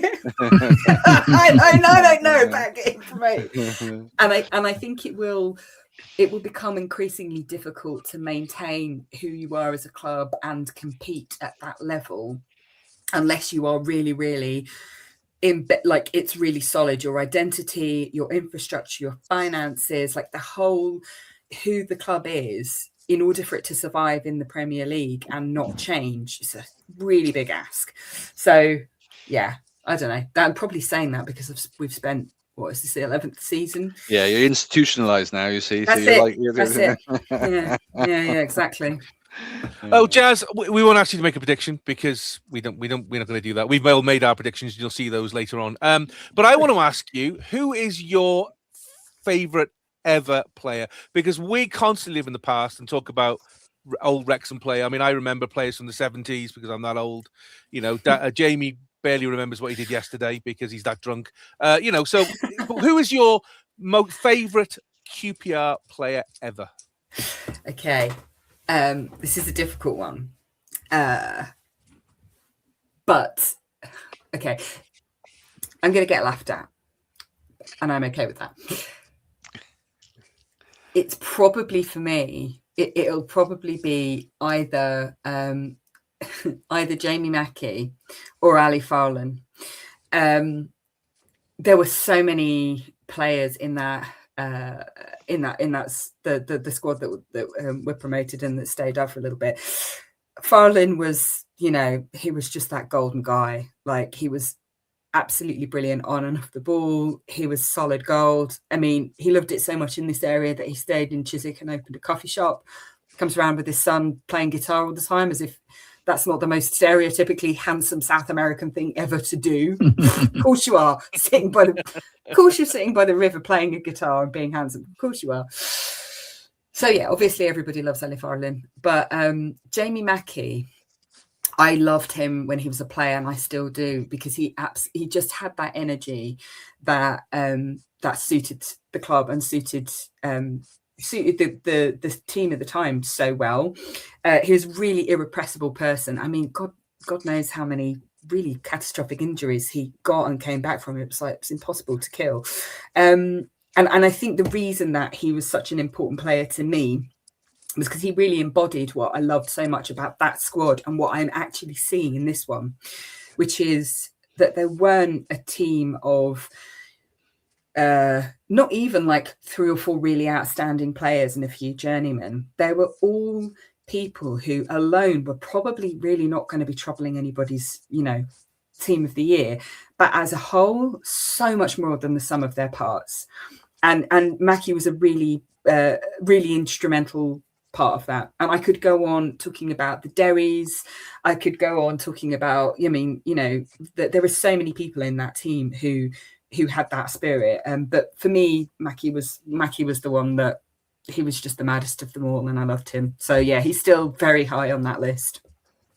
I had a Panini sticker of Stan Bowles on my school book, and I wasn't a QPR supporter, but he was my favourite player. I just loved. I thought he was brilliant. I just thought every time I watched him, I just thought, yeah, he gives no quarter. He's a superb player. Yeah. He has skill and aggression, and particularly at the time when the late 70s, early 80s, when it's a completely different game to it is now. He was an absolute bruiser. So yeah, he was absolutely my favourite player. He's a proper classic player as well, and like absolutely. And so when I used to work in the pub just outside the grounds, I've only been a QPR season ticket holder for about 20 years. But at the time, I'd served him about 3 or 4 times without knowing who he was, and the locals were like, "Do you actually know who that guy is?" And I was like, "That's our fella that's always here." Like, both. Yeah, he never lost that charm and wit, let me tell you. No, absolutely not. Jazz, thank you very much for your time today. Really appreciate it. Do you want to, because Wrexham fans are very interested on listening to opposition podcasts, do you want to give a plug to your podcast and with the rest of your team? Yeah, sure. I mean, so I mostly help out with Loft for Words. The podcast itself is actually on Patreon, I'm on there, and I also sometimes show up to run my mouth on the Open All Ours podcast, which is open as well. We've got quite a few pretty good podcasters among us, so go and check them out and learn a little bit about what QPR fans are waffling on about. It'll mostly be about the water pressure in the women's toilets, I would imagine. Hey, I can't think of anything more relevant. Trust me. Jazz, thank you very much for your time. Really appreciate it. Good luck, obviously, for Saturday. I'm looking forward to it. I just hope it's going to be a great game, which I'm sure it will be. And we'll see you soon. Thanks, lads. See you soon. See you, Jazz. Cheers, Jazz.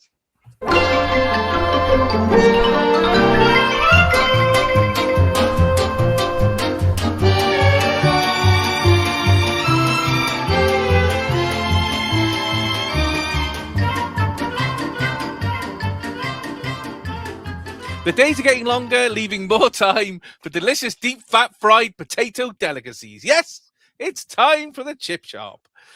Daz and Jamie are poised to fry and wrap within an inch of their lives. Let's look at the prediction table this week. And I know one person who's going to be very, very happy. Yes, it's Mr. James, because Mr. James indeed hit a bullseye. on the Leicester game. We were all way out on the Norwich game because we all predicted a win, and none of us got that right. No, I got the score right. I got the score right. Yeah, no, you didn't. You said Wrexham were going to win. No, I said 2-1. Yeah, you said Wrexham were going to win 2-1, and they didn't. So you got it wrong. Yeah, thank you. Yeah. We were all a little bit light on the Wrexham Briton Ferry score, and I don't think any of us saw 6-0. And Jamie's normally the one who goes crazy, and he didn't even go crazy. Maybe this week he probably will, seeing as we're playing him again. And then, as I say, Wrexham Leicester City, me and Jamie were confident that we were going to win. And as we said earlier, we should have won. But Daz was spot on. He called the draw. I was already fucking raging about conceding that goal in 90th minute to Leicester. And then this. And then this.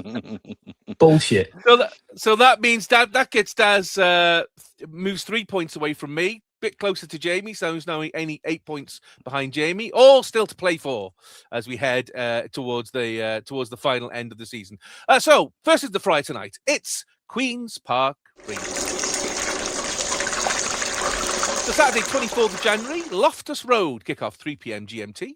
We play Queen's Park Rangers. Last time we played QPR at home, September the 13th. QPR won 3-1. Actually, played really, really well and really gave us a good game. Wrexham's goal was by Kiefer Moore, an own goal by Connor Cody, QPR goals by Coney and Burrell. It was early in the season. QPR were 12th in the league. Wrexham were 21st. Move on to 2026. QPR are still 12th in the league, but Wrexham are 9th. So we can see the difference there. QPR's last 5 results in the league: a 2-1 loss away at West Brom, a 2-1 loss at home to Norwich City, a 3-0 win at home to Sheffield Wednesday, a 0-0 draw away at Stoke City, and a 0-0 draw away at Oxford United. And the chips are done. So, Jamie, QPR, another one of these teams, I know we seem to get them a lot, and I think maybe it's because of the way the league is, but you're not quite sure where this is going to go because they're quite sketchy. They came to us, and I remember at the time when we talked about it, we were quite confident that we were going to win because we thought, QPR not doing particularly well. I think we're going to, even though it's early in the season, we're going to start to pick up our form. And they absolutely showed that, 3-1, I think it equals our worst defeat, I believe, so far this season.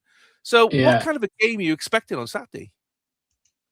I mean, you're right. I think when we played them earlier in the season, it was around that same sort of similar time when we played West Brom at home, wasn't it? And we got schooled by them as well. And I think at the time we kind of both looked at those games and we were like, this is a welcome to the championship moment here, where these teams were showing us what this step up was like.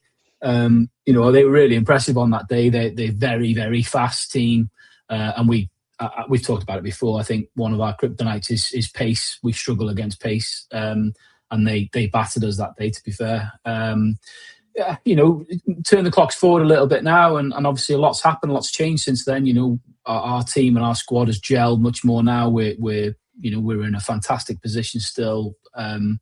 Probably far exceeding anywhere where we thought we'd be. They've stuttered a little bit recently, I think, suffering a little bit from some quite significant injuries, I think, has hit them quite hard. It's a tough one because obviously from our point of view, you said, what type of game am I expecting? I know I sound like a broken record to say every week, but every team we play, home and away, they always raise their game against us for some reason. I don't know why. I thought that kind of would have, at this level, I thought that would have passed by now. But that still seems to be the case with a lot of teams. When was the last time we played at Loftus Road? Have we ever played at Loftus Road? Yes. As I said earlier when we were talking to Jazz, it was 2004 was the last time we played in Loftus. Yeah, to be fair, 2004. So, it's a long time ago. So even though they're not necessarily in the best of form in the last few games and have not quite, maybe not quite the same team as we saw earlier in the season, they are at home. You'd expect the crowd to be up and behind them. From our point of view, I'm hoping to see, a little bit of a reaction from the Leicester game. I think the Norwich one, as we spoke about before, I think, is kind of, yes, it was disappointing, but it is what it is. Same with Leicester fixture, it is what it is. We've still come away with a point, but for reasons we discussed before, very frustrating. And I think, as Parky alluded to after the game, that the dressing room was down. It felt like a defeat, and quite rightly so. That's how they should have felt after that game. So hopefully a reaction. But yeah, it is a tough one. You know, like you said at the start, it's another great example of one which is very hard to predict because QPR are a very well established Championship side, and if they turn up, as we've already seen this season, they can cause us problems. Daz, I mean, Queen's Park Rangers, you and I are a certain age where, they were a massive club, to say the least. To be fair, for a good majority of the game at home, we took them toe to toe. But again, they Stoke City away, okay, 0-0 draw, that's pretty good. We couldn't manage that.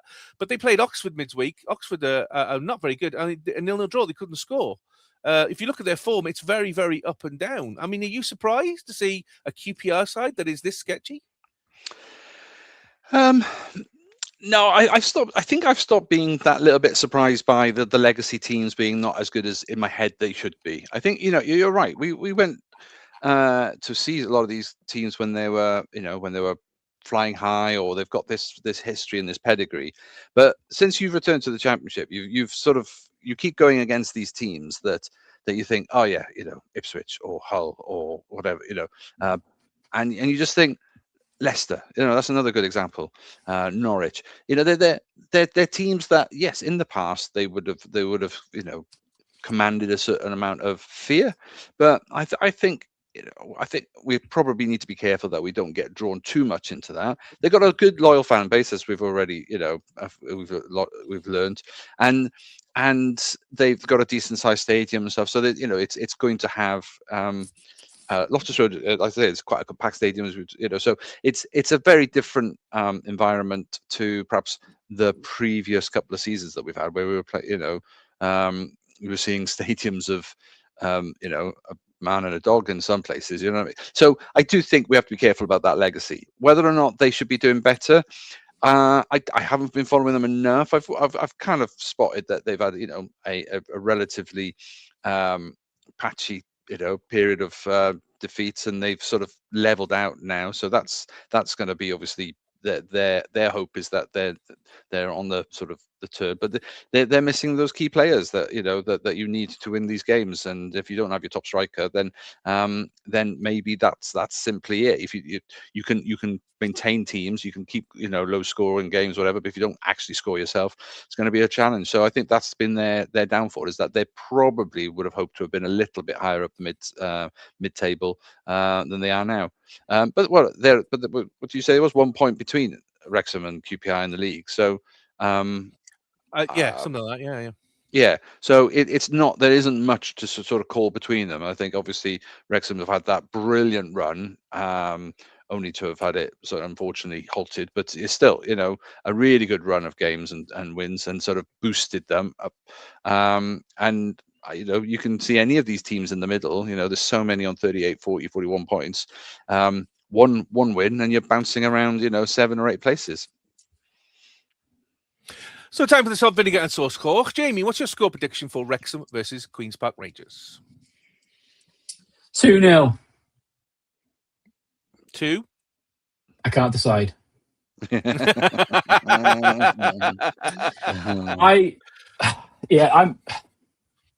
for a while I was all for a 1-1 draw.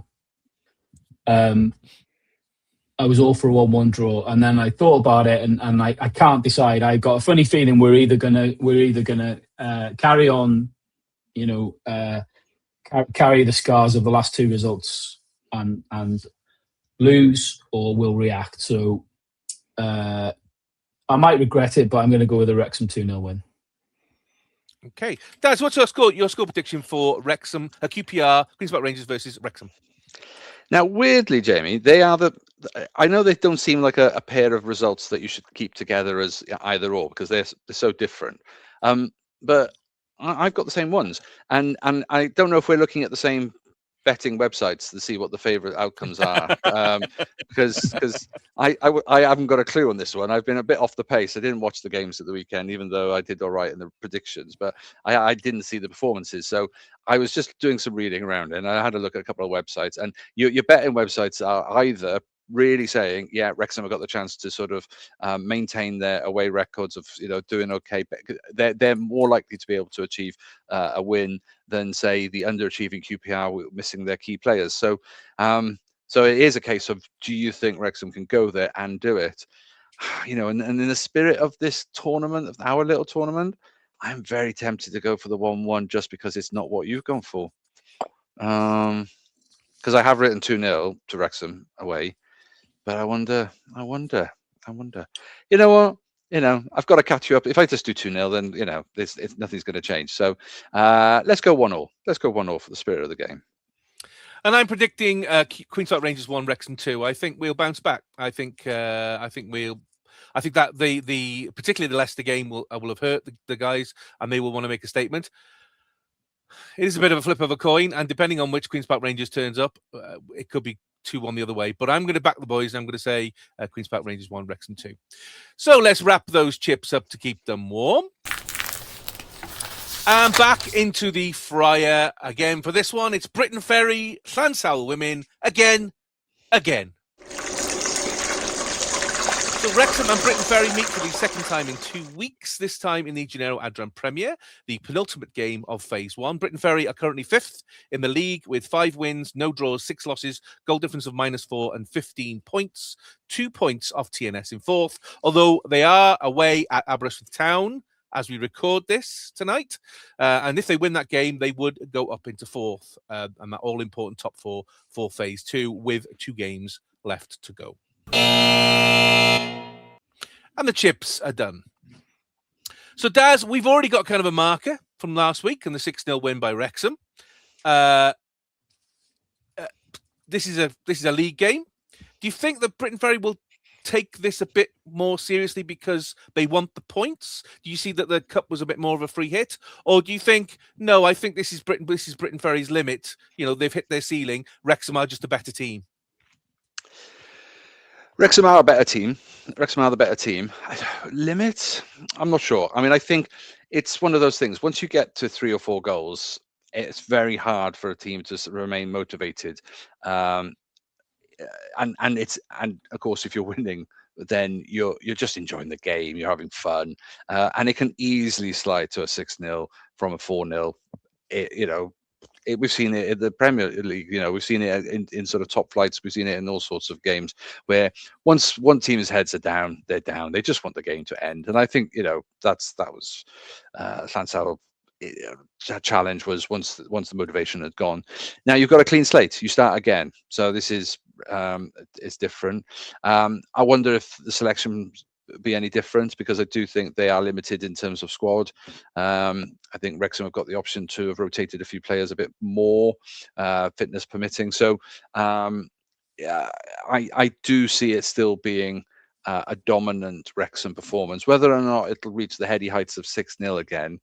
I mean, like I said, I went 4-0 thinking that felt a little bit disrespectful to Llansawell, but I knew that Wrexham had that in them, certainly after the recent game against Cardiff. So this is back to the bread and butter of the league, and I think, yes, it's a fresh start. It can go again from 0-0, but I still see a gap in the quality.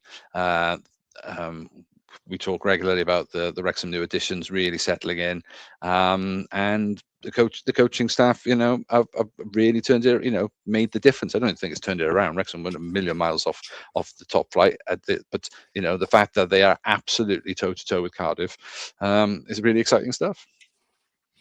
Aberystwyth are 1-0 up, by the way, and they're playing tonight. So well done, Daz. Keep it up. Brilliant. Yeah, all my effort from sat right here is making all of that difference.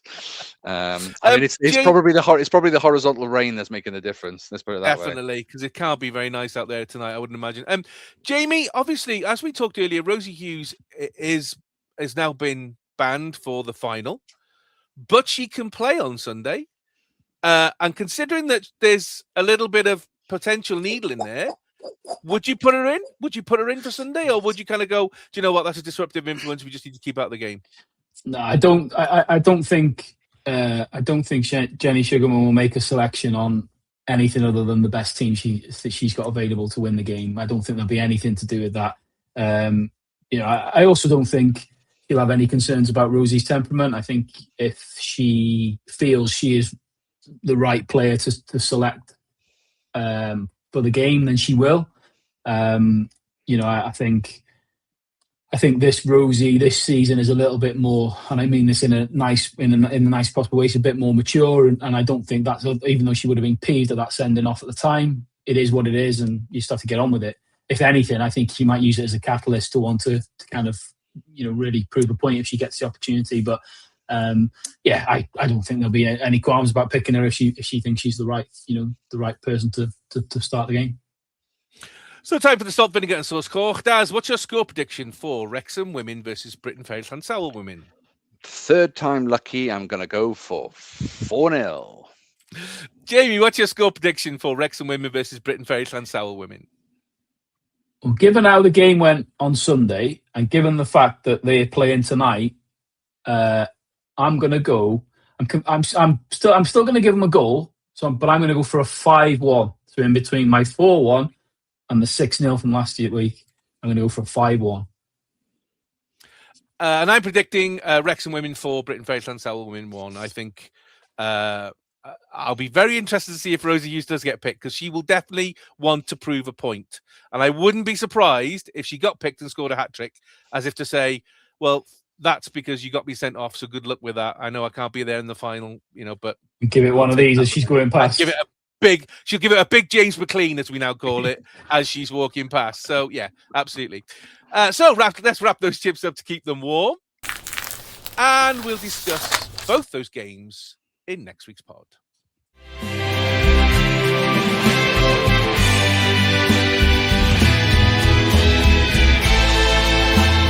So there we are, another week over. Thank goodness, you all say in unison. Next week, we'll look back at the Wrexham's visit away to Queen's Park Rangers. Particularly looking forward to that myself, as I'm going to Loftus Road, never been. So that'll be great for me. And Wrexham Women's league tie versus Briton Fery Llansawell Women. And we look forward to Wrexham men's trip up to Hillsborough to take on Sheffield Wednesday. And Wrexham Women have their last game in Phase 1 of the Gennaro Adran League as they go away to Jenner Park to take on Barrytown United Women. Please let us know by the usual methods, social media, comments on YouTube, notes tied to pigeons' legs, bricks through windows, particularly Jamie's window, because he always enjoys that. Anything you like. Obviously, we love your comments, love your questions. Anything like that is great. Of course, wouldn't be the same without these two, keeping me honest. As if that's ever going to happen. So, thank you, Daz. You're welcome. Good pod this week. Thank you. It's lovely, yeah. Very short. You won't get that because I'll have edited this around. So actually, we'll have been here 2 hours, but for us, it's very short. Thank you, Jamie. Pleasure. And of course, as always, come on, Cymru, and come on the town.